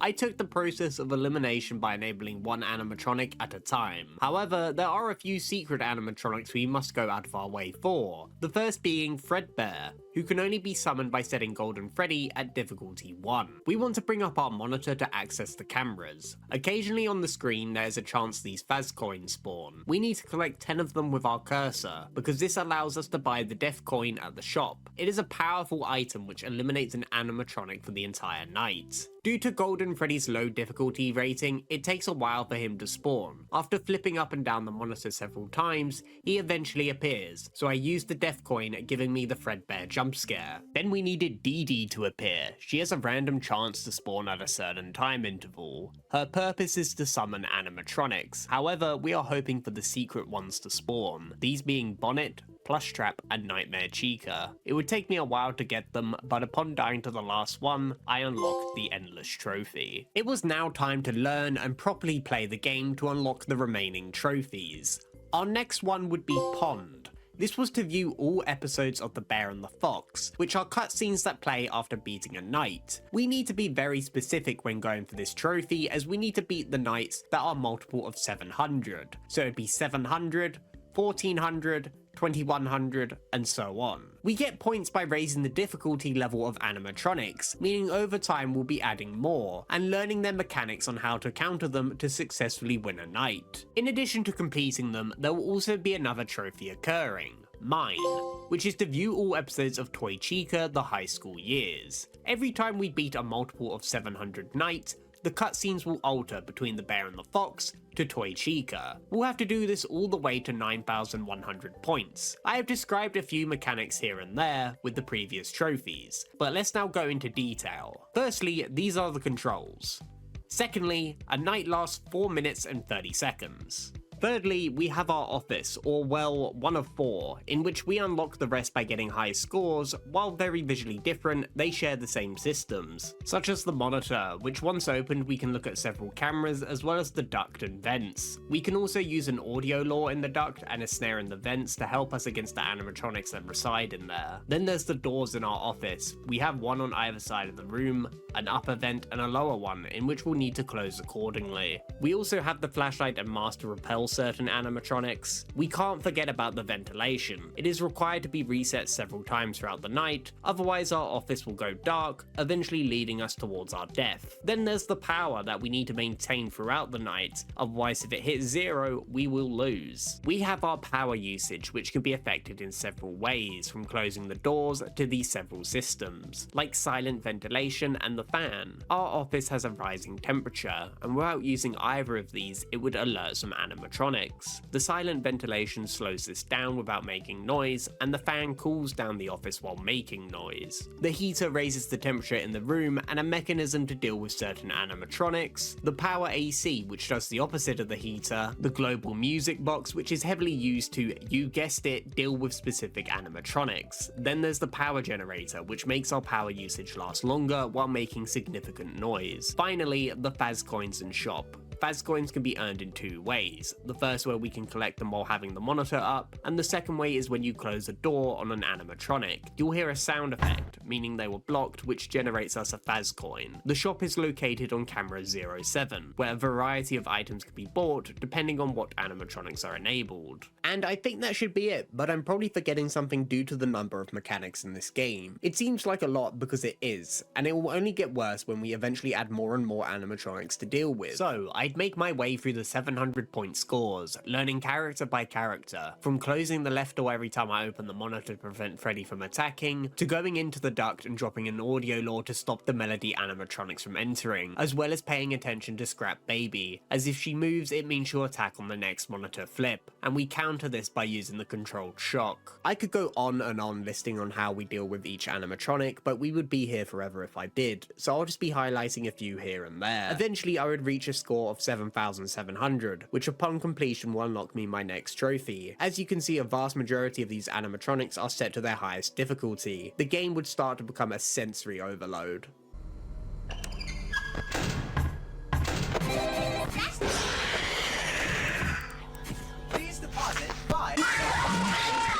Dude, this is the most obnoxious game I've ever played.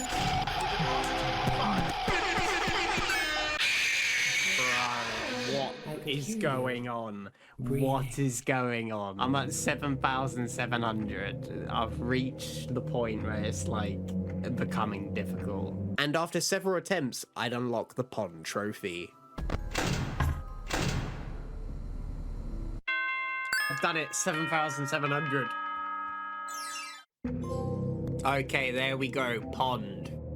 So how did I exactly know how to deal with all these animatronics? Guides, resources, and just to consistently keep playing to learn how to deal with them. Some animatronics are easier to deal with than others. I'll give you a few examples. You have El Chip, who pops up on screen and is removed with a button press. Close the corresponding door when you hear Ballora. Use the flashlight to make Phantom Freddy disappear, and put the mask on when Toy Bonnie enters the room. However, the most important things I learned were cam and office stalling. Camera stalling means that we leave our monitor on a certain camera, which causes the animatronics to freeze until we move it. An example being Circus Baby, Nightmare Mangle, and Bonnie. Usually you would have to play into their mechanics, which require to buy their plushies with the Faz coins to remove them from the night, but by simply leaving our camera on them, they are functionally useless. Office stalling means we want to stay in the office for as long as possible until we must go into the cameras to reset the ventilation. Some animatronics cannot affect us until we bring up the monitor, an example being Springtrap, who we can see enter the top vent, but he will not attack us until we bring up our cameras, meaning we'll have to close the vent when we do.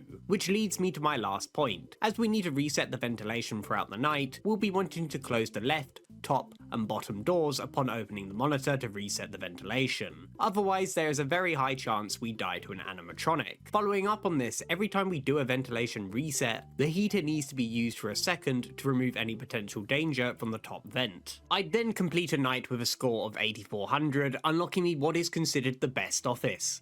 The FNAF 4 inspired one. It is bright, allowing you to see things clearly compared to its counterparts. Now it was time for 9,100, which now included the music-based animatronics, which means we need to pay attention to the timer in the top right. This is where the global music box cycle comes in. Some animatronics have certain time intervals tied to it. In this case, it is Chica and the marionette. Every 14 seconds and 44 seconds of a minute throughout the night, we'll be wanting to switch to the global music box to soothe the animatronics for 17 seconds, meaning we switch to the fan and power generator on the 1 and 31 second mark of a minute. We need to use the fan and power generator here because the office needs to stay cool, otherwise if it gets too hot, we can potentially die to another animatronic. And the power generator acts as a counter to the fan's usage, allowing us to maintain power throughout the night. I believe these are keybinds on the PC version of the game, but on console, we'll need to hold left trigger and switch between the two with the up or down arrows,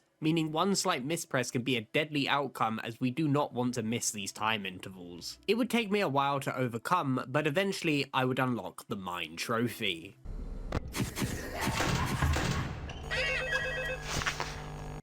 Unfortunately, I don't think this is possible for me, like, I made it. 3 minutes and 4 seconds and I've run out of power. I have no idea, how am I ever going to do 50-20 if I can't even do 9,100? I think the last flip is like 340.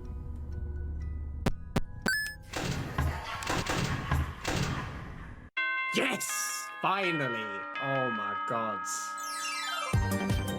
Yes, it popped, thankfully. Mine. Viewed all episodes of Toy Chica the high school years. And I've got a silver Freddy Fazbear. Now it's time to go into 50-20 or 49-20. Don't know how long this is going to take. This meant that there were only 4 trophies left, all tied to playing with 50 animatronics. One at difficulty 5, 10, 15, and 20. I thought to myself I could just go into 50-20 and hopefully unlock other trophies with it upon completion, but I was a fool. It felt like a whole new game to learn due to these upcoming animatronics. Foxy, Toy Freddy, and Funtime Foxy. These 3 animatronics will test your patience. Let's talk about Funtime Foxy, the reason why playing with 50 animatronics becomes an absolute nightmare. They have their own camera where they reside, with a sign which displays a time. This means you want to be watching this camera upon the hour, but we cannot do that as we are camera stalling other animatronics. This is where coin farming comes in. Remember, I mentioned you can collect Faz coins on the camera to buy the death coin, which allows us to eliminate an animatronic in the night, which is how we will deal with Funtime Foxy. However, with the 50 animatronics enabled and high difficulty scaling, we can't really use the camera to gain Faz coins. We'll use an alternative strategy with Balloon Boy and JJ. Every time we bring up the camera, they have a chance to spawn in the bottom vent, and by closing the door on them, they'll make that sound, granting us a Faz coin. In addition, we have Helpy, who can also spawn on top of this cabinet in the office, who will also give us a Faz coin upon clicking him. Though it is not that easy, because we have other animatronics in our office that also spawn upon bringing up the monitor, such as Nightmare Balloon Boy and Golden Freddy, who are incredibly frustrating to deal with if we want to become quick at coin farming. If Balloon Boy stands up, we'll want to use the flashlight. If he's not, then we do not want to use it. But then, Golden Freddy also has a chance to spawn, meaning we'll need to use the mask every time we exit the cameras. Then there's the Night Marion, who can randomly take up a large portion of the screen, and if we leave our cursor for even a second, we will lose. So we need to keep our cursor in a safe location, which is to the very far side of the screen. It is hard to learn at first because you'll die a lot, but eventually it becomes muscle memory. At one point I was coin farming like this,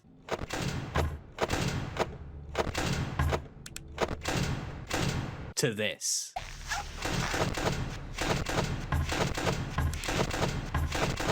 Now let's talk about Foxy, who co-works with Bonnie. Like with Funtime Foxy, they both reside in a specific camera location, but we can tell who is there at the time by this miniature figure on the desk. The easiest way to put it is that we want the Bonnie figure, as if Foxy is there, he will eventually progress his way into our office and end us. So how do we change the figure on the desk? It is done with a camera flip, but is not an always guaranteed swap, and let's just say Foxy can be stubborn sometimes. Finally, there's Toy Freddy, who is probably the most annoying animatronic. He plays his own game of Five Nights with Mr. Hugs on this camera, and you're supposed to block the door for him depending on where Mr. Hugs is. You will find in many 50-20 runs that players will go to block Mr. Hugs in the opening couple of seconds. However, I use this guide strategy where we completely ignore him, as trying to use an analog stick as a cursor is already annoying, but when you need to press this tiny button while the camera is panning to the side makes it even more frustrating. Ignoring him now means he'll enter his kill state earlier than expected, which can randomly happen while we have the cameras open.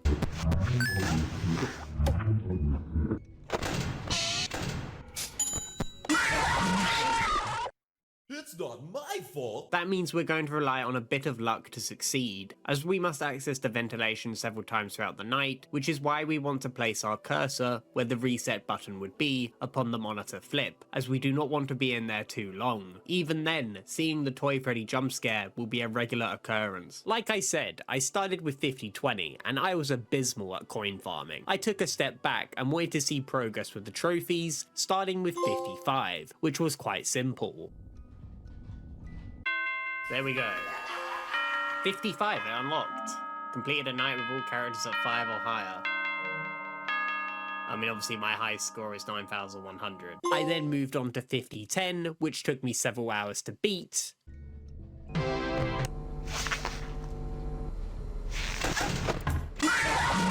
Oh my god. I was nearly there. I've literally just got to do one more camera flip. That's all I got to do. And I'm pretty sure Chica will kill me.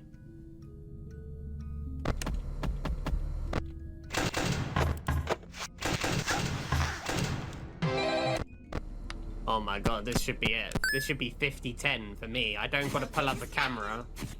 You can see Foxy just chilling there.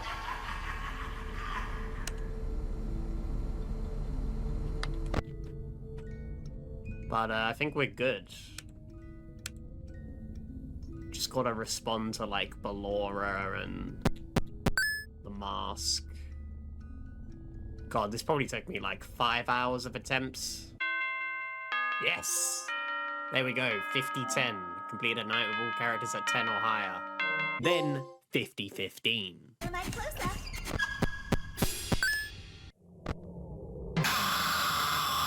20 seconds away.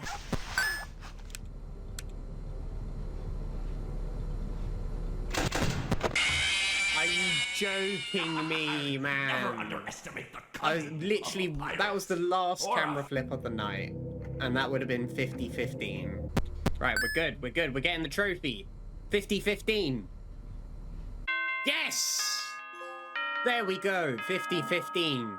Now there's only one more trophy left, and that's 50-20. Wow. I think I took less time on 50-15 than 50-10. So, I'm improving at the game at least. There was only one more trophy to unlock. Impossible. Beat the unbeatable 50-20. However, there are more than 50 animatronics.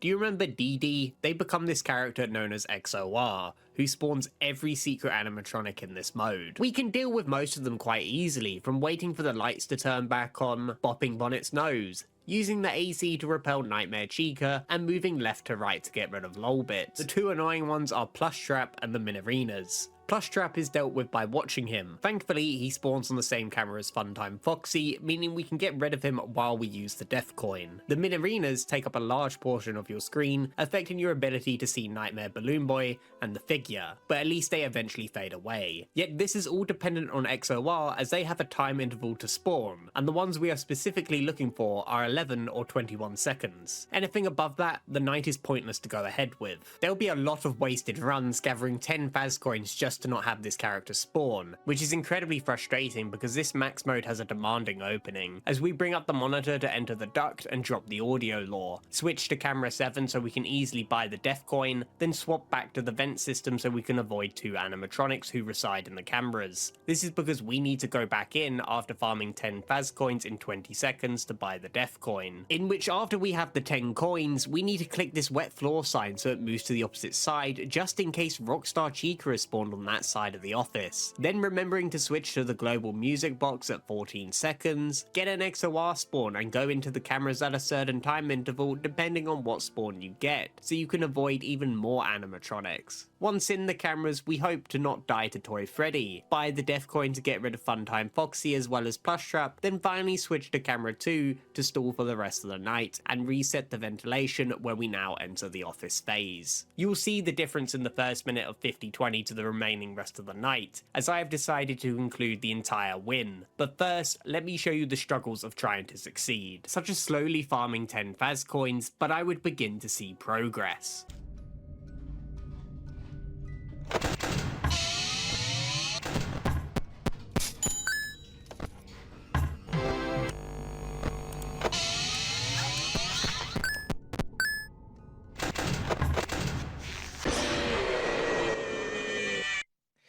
Well, that's my personal best. 1 minute and 4 seconds.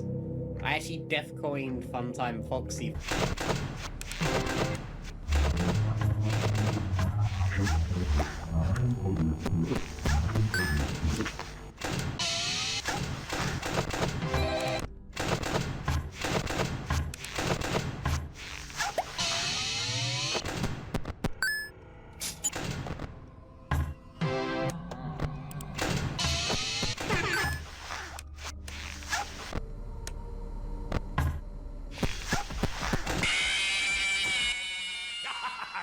Never underestimate the cunning of a pirate. Yeah. I mean, that was expected. I had the min arenas, and I didn't pay attention to Foxy, but we got a new PB, just under halfway. We are making significant progress. I would then make mistakes from forgetting to enable the global music box and failing to use the analog stick as a cursor. No, I forgot about the music box.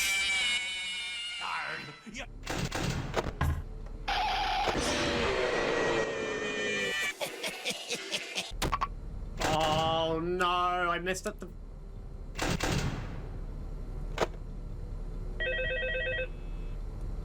I would have terrible luck from Toy Freddy, Foxy, and XOR. Oh my god. That game.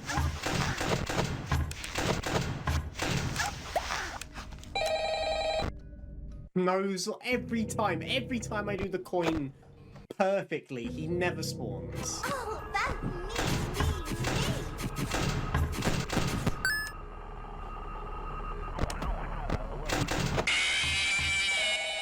I can't run like I used to, but I can pull. Expected. One camera flip away. It's not Okay. my fault. It's just, it is what it is, man. It is what it is. I would get better, making it further through the night than ever before.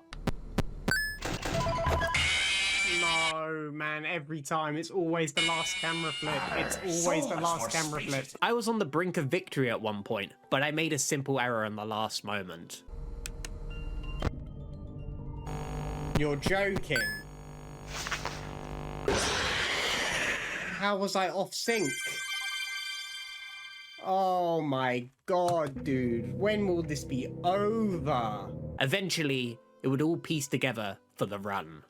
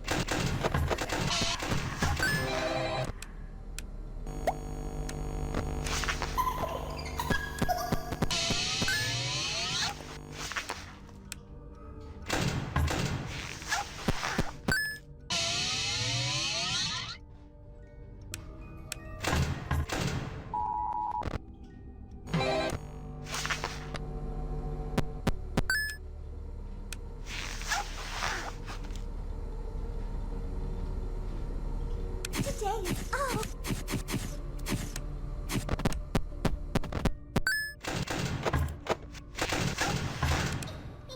Please deposit 5. Thank you for depositing 5 coins.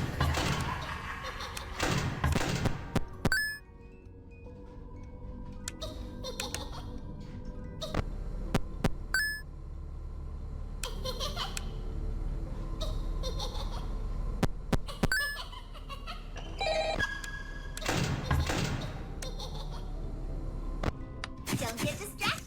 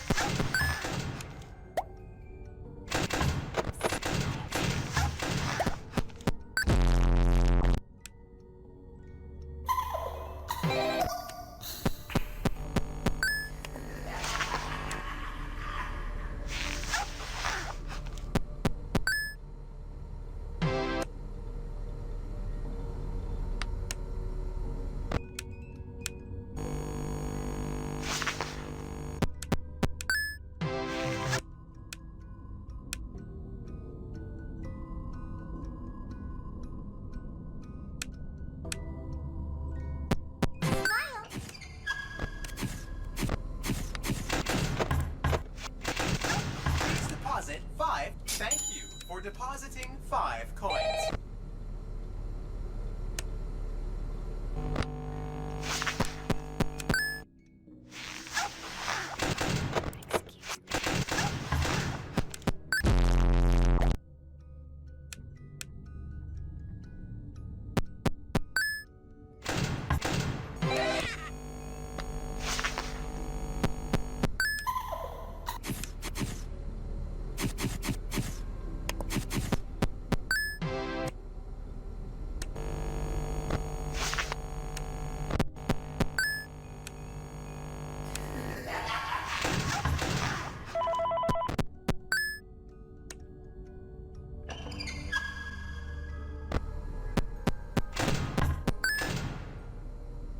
Yes, come on!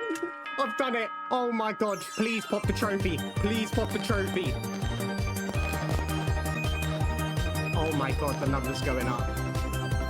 Oh my god. I'm just hoping the trophy pops. Please do not be bugged.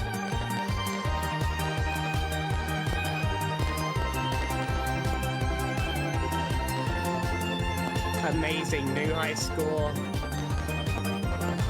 I never have to play this game again. Nearly 70 hours.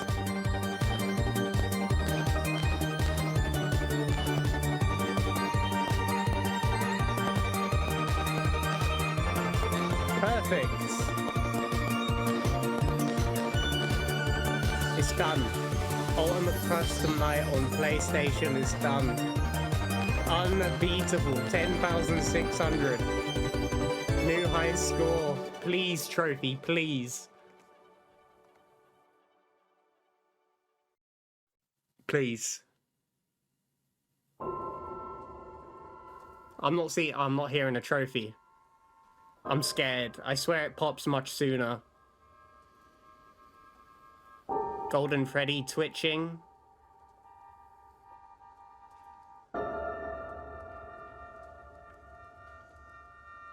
Tell me the trophy pops after this. I feel like it should have popped earlier, before the cutscene. Oh no.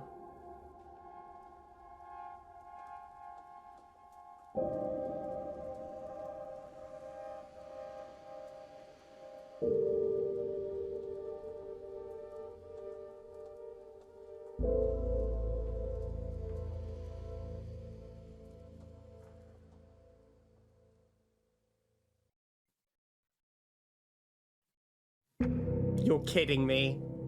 You're kidding me. You're absolutely joking. Oh my god, dude. You gotta be joking.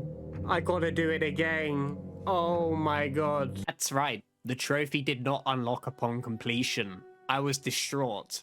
The only trophy in the game to be bugged for me happened to be the most difficult one. So I took a break, and then I beat it again a couple hours later.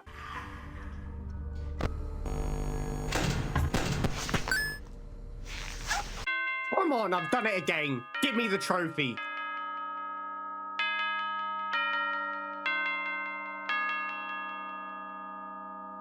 I don't know when it's supposed to unlock. Are you kidding me? You're joking. And again. Come on, that's the 3rd time I beat it. The 3rd time. It's not popping, is it? It's not popping. I then decided to call it a night, and the next morning I launched the game for one final time. I've done it again. Done it again. There it is. Impossible. 4th try. It is done. Ultimate Custom Night is done. Let's go. Oh my god. I've done 50-20 more than the other game modes. That's just insane. It's done. I think it is fair to say that on PlayStation, Ultimate Custom Night is indeed the hardest game to unlock every trophy for in the Five Nights at Freddy's series. Platinum Secret of the Mimic. With 25 trophies to unlock, I'll show you the journey from gathering collectibles, discovering secrets, and witnessing horrors. The quick rundown of the story is that we are a Fazbear Entertainment employee. Arnold, who has been tasked to retrieve some tech developed by Edwin Murray. Our dispatcher informs us he has gone quiet, but as he was a contractor, the tech is legally theirs. It is reported by their motion sensors that someone is still inside the building, moving around. This someone is an entity created by Edwin. It is an endoskeleton that can adapt to any costume or character. Unfortunately, it encountered some homicidal glitches in its programming, and we are advised to be mindful of the fact that this entity could potentially be inside any costume or character we see, which would be true, as my first trophy involved getting jump scared.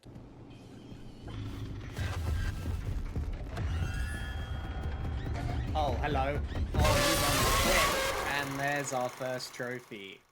Not in a zero chance. Get jump scared. As I was exploring my way through the facility, I stumbled across a locked gate that could only be opened with a hand crank. Conveniently, there was one nearby stuck to a box, but as I kept rotating it, a clown known as Jackie popped out. I took the hand crank and unlocked the gate, which took me to another room. I then started to rev the power generator inside, but that would turn out to be a big mistake. Hi!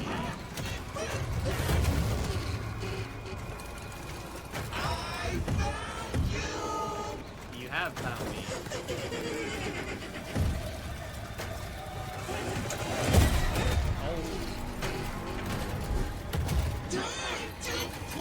I'm stuck.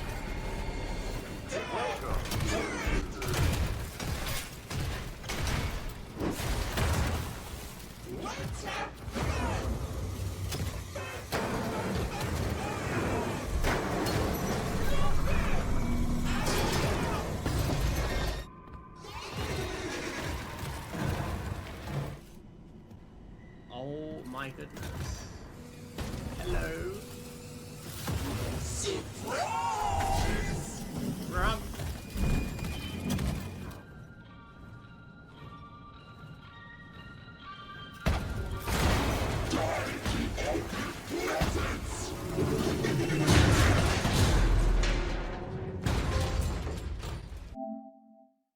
After that fiasco, I needed to upgrade my data diver, which unlocks doors throughout the facility. There are these machines located around the building, and with each upgrade, I'll get a step closer to the technology located in Murray's office. I would have to go through the Big Top showroom, where I had to restore power to the area by solving this puzzle, and the animatronic attendant handed me a ticket, which I then gave to this giant hand popping out of the curtain. It is a kind of unsettling area with its music, Big Top who carefully watches your movement, and numerous mannequins placed around. In this room, there were 3 sets of games that involved hitting targets. I unlocked 3 trophies here. The first is shooting Mr. Helpful with the ball gun. I then participated in a round of ball toss where I hit the nose for the boop trophy, and then knocked out all the teeth in a single round. Each time I completed a round of these games, the lights would go out, and there were dozens upon dozens of mannequins. Some of them reacted with a voice if I moved too quickly, and Big Top was there, slowly rotating with its light trying to find me. I would dash to the front of the room and reset the power again. After doing this, I went to the prize wheel, as Mr. Helpful informed me I had won a free spin, which caused the power to go out again. I could then hear loud noises and found Big Top gone. Moved on and found the upgrade machine for my data diver, then decided to take a shortcut over the rooftops, when unfortunately I notice a ticket falling from the sky and suddenly Big Top appears. I try to run into the building, but it destroys everything in its path.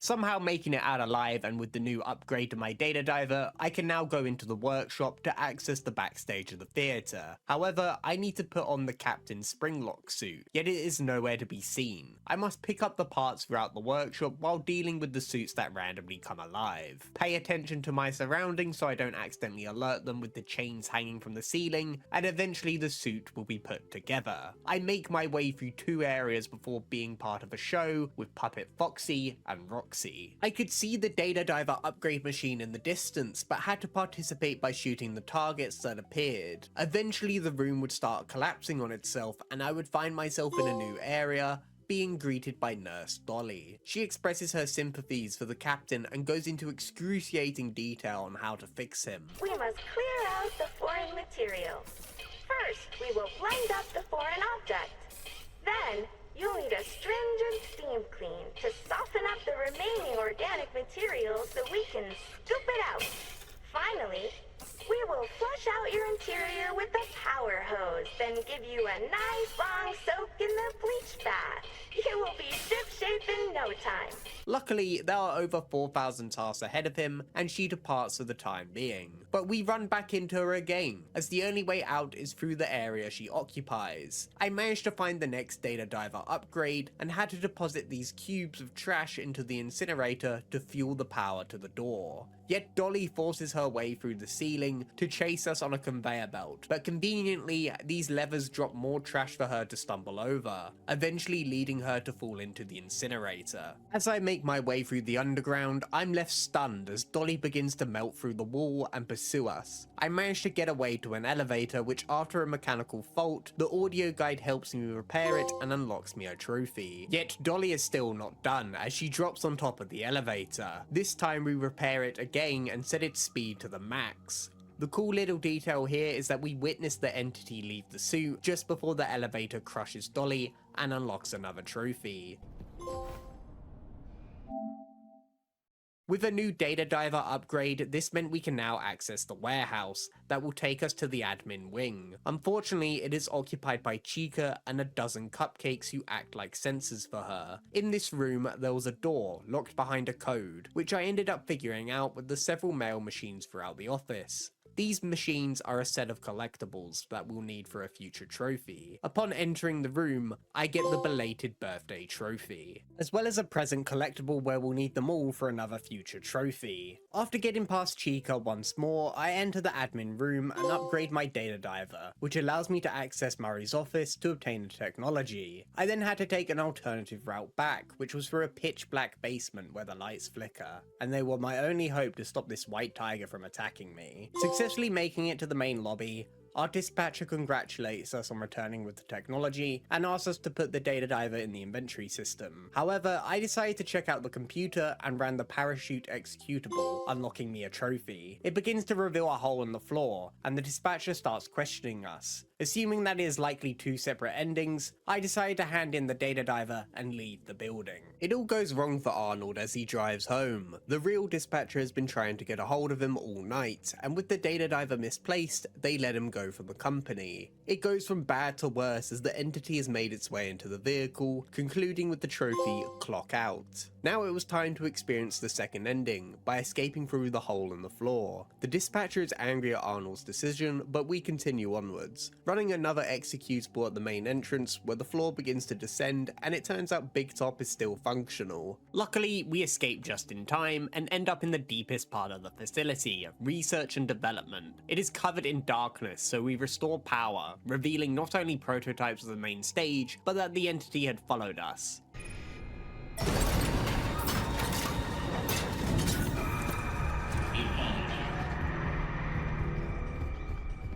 To escape it, we use these suits and place them in front of these red lights, which cause the gates to close, but also unlock the other gates to the side. The dispatcher threatens us that if we continue to do that, the power will run out and we'll be stuck down here forever. Eventually, we make the power deplete even further, causing these doors to open, revealing a machine inside, known as F10N4, who can manipulate its voice. It asks us to fill one last obligation before it runs out of power. It wants us to head to the main house and activate the communication subterminal to convince Edwin to repair the entity known as M2. If we don't cooperate, it will never stop pursuing us. It opens us a secret pathway to a cart taking us to their house and unlocking a trophy. Of course, M2 follows in pursuit, and throughout this house there are rooms that contain film reels to be used in this safe room. They provide more depth into the story, and we begin to discover how there are two entities that Edwin created, M1 and M2. designed to mimic what they see and hear. M1, who becomes F10N4, was created after the passing of Edwin's wife Fiona in order to look after his son David. However, David tragically passes away, and F10N4 convinces Edwin to create M2 as a mimic to David. Edwin becomes overwhelmed with grief of focusing on his work rather than his family, that he lets his anger out on M2, and because it was designed to mimic,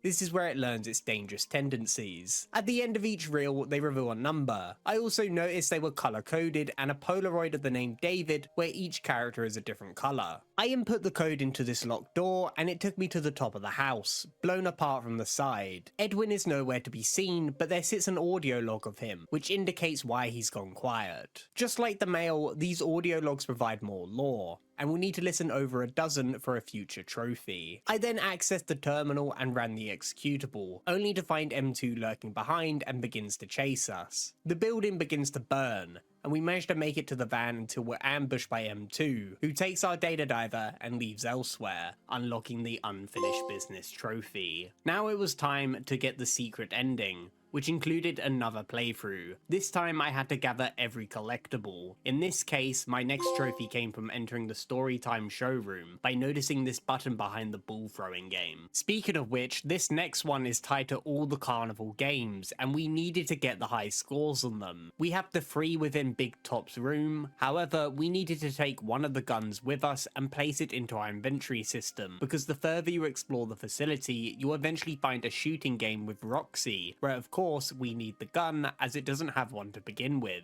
Then there was also another ball throwing game at the very top of the warehouse, and after beating them all I unlocked the trophy. Eventually getting my data diver to maximum permissions again, I'd eventually find all the mail logs around the facility, and then went into one of the scariest areas in the game. Through the mail logs you'll be able to decipher a code needed for this door, which is found on the televisions. This leads us to an elevator that takes us far down. A fallen gigantic moonhead lays in this area that has some missing pieces to a puzzle. The area is dark and we must rely on this portable nightlight that can be placed into these power points, providing light to the surrounding area so we can find the pieces. The only problem is, we're not alone down here.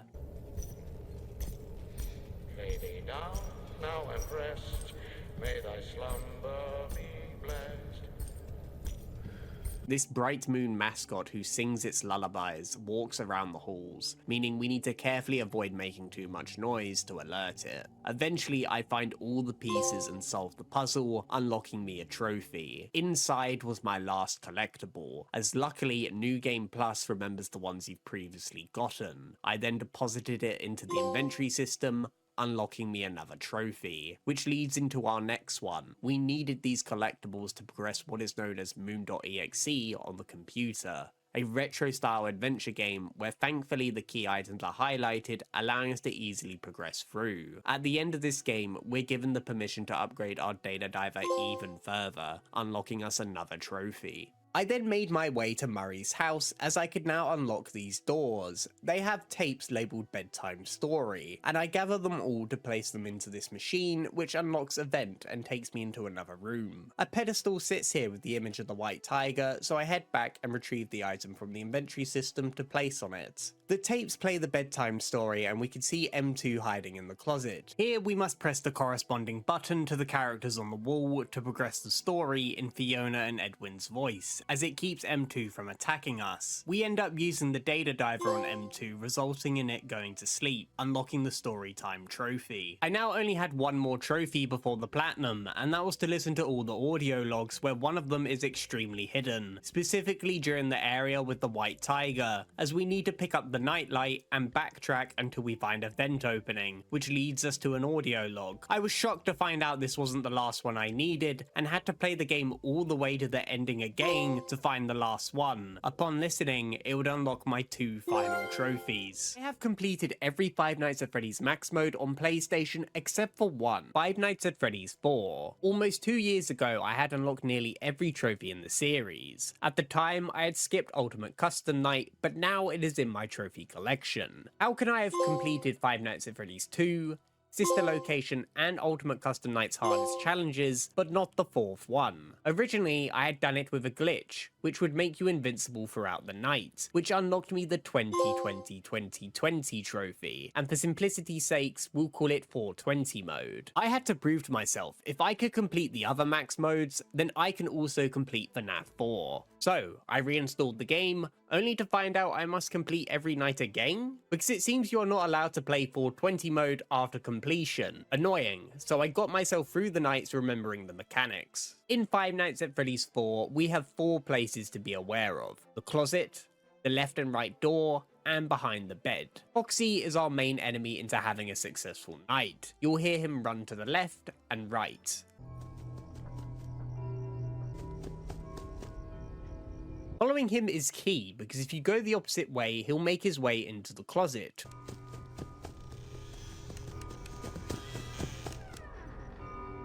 Where you'll have to routinely check on him and hold the door shut for several seconds. Fail to do so will get you jump scared. As we follow Foxy to the left and right door, we'll have to listen to Bonnie and Chica, where you must wait to hear breathing.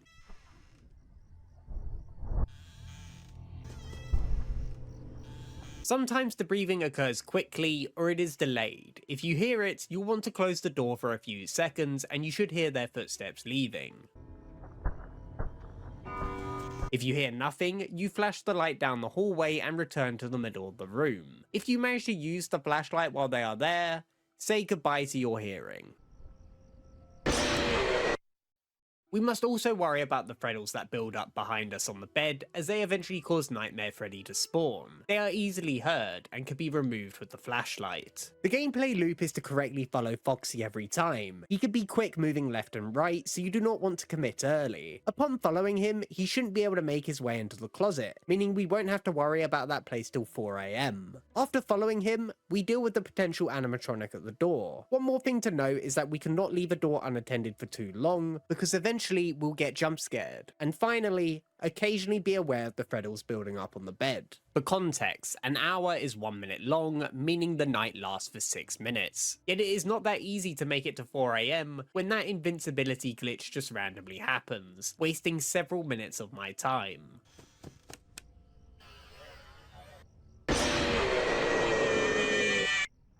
Dude, why does this glitch just randomly happen?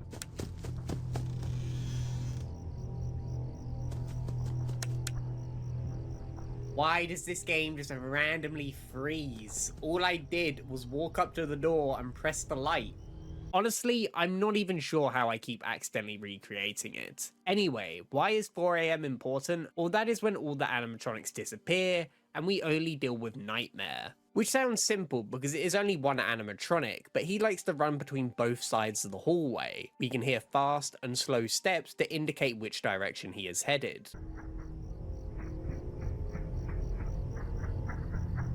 He'll do this once, or several times to try and bait you into the wrong door, meaning you need to wait a second to choose, but if you're too slow, it is game over. When you get to the door, you close it immediately. If you're correct, you'll hear the footsteps again. He can also produce a laugh, which means he'll be in the bedroom, either behind the bed or closet. Yet he can also provide a fake laugh, which is then apparently followed by footsteps. I say apparently because I have no idea how it works, especially when looking back at this incident.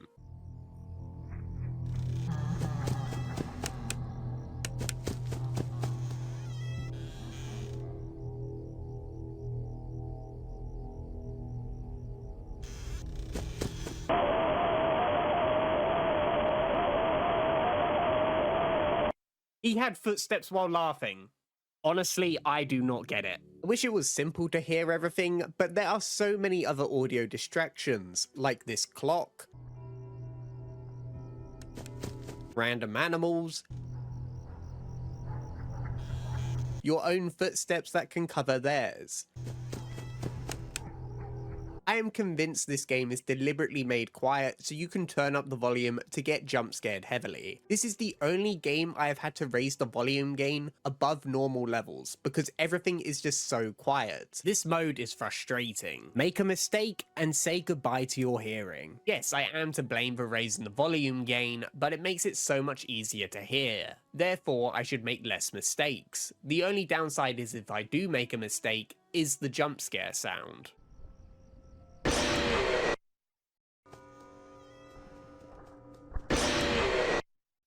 Honestly, you get used to the jump scare, but that doesn't make it less annoying. I just need reassurance from other players who have played this game on PlayStation that it is so much quieter compared to the others. It was somewhat easy getting to 4 AM as I began to realise you need to wait much longer at the door to hear breathing compared to my original attempts. I would begin to consistently make it to 4 AM, but as soon as Nightmare appeared, who I only had to deal with for 2 minutes to win, I began to struggle a lot.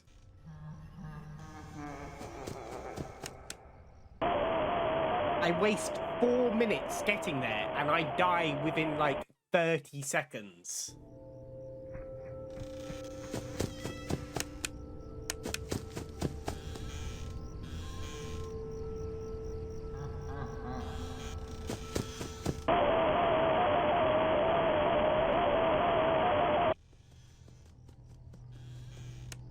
And he's in the closet. Yeah, I kind of expected that.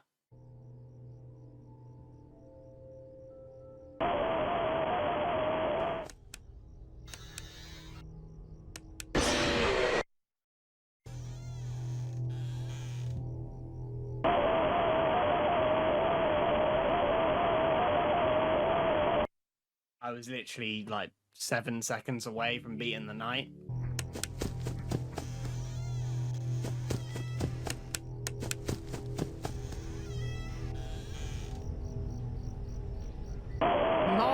I was 2 seconds away!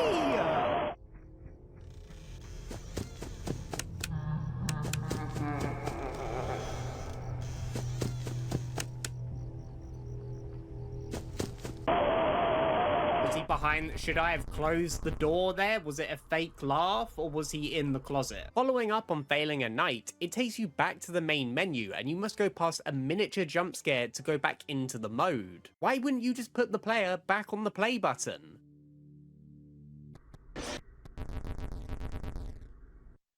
I was seconds away from winning several times, and eventually victory would be mine.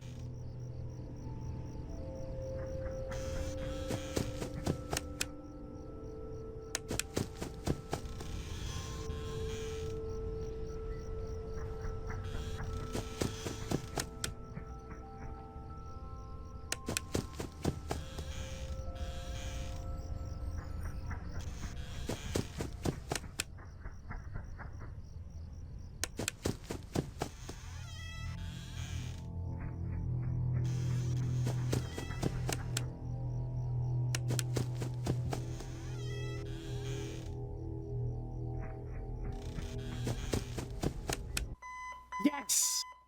I finally have done FNAF 4 2020 mode. There is no trophy pop. That is it. I have now done every max mode on console. And that is every trophy unlocked in the Five Nights at Freddy's series. This will be a short showcase of all the trophies unlocked, as well as how long each game took. I did in fact complete Into the Pit again because its console release was a little later. Thanks for watching.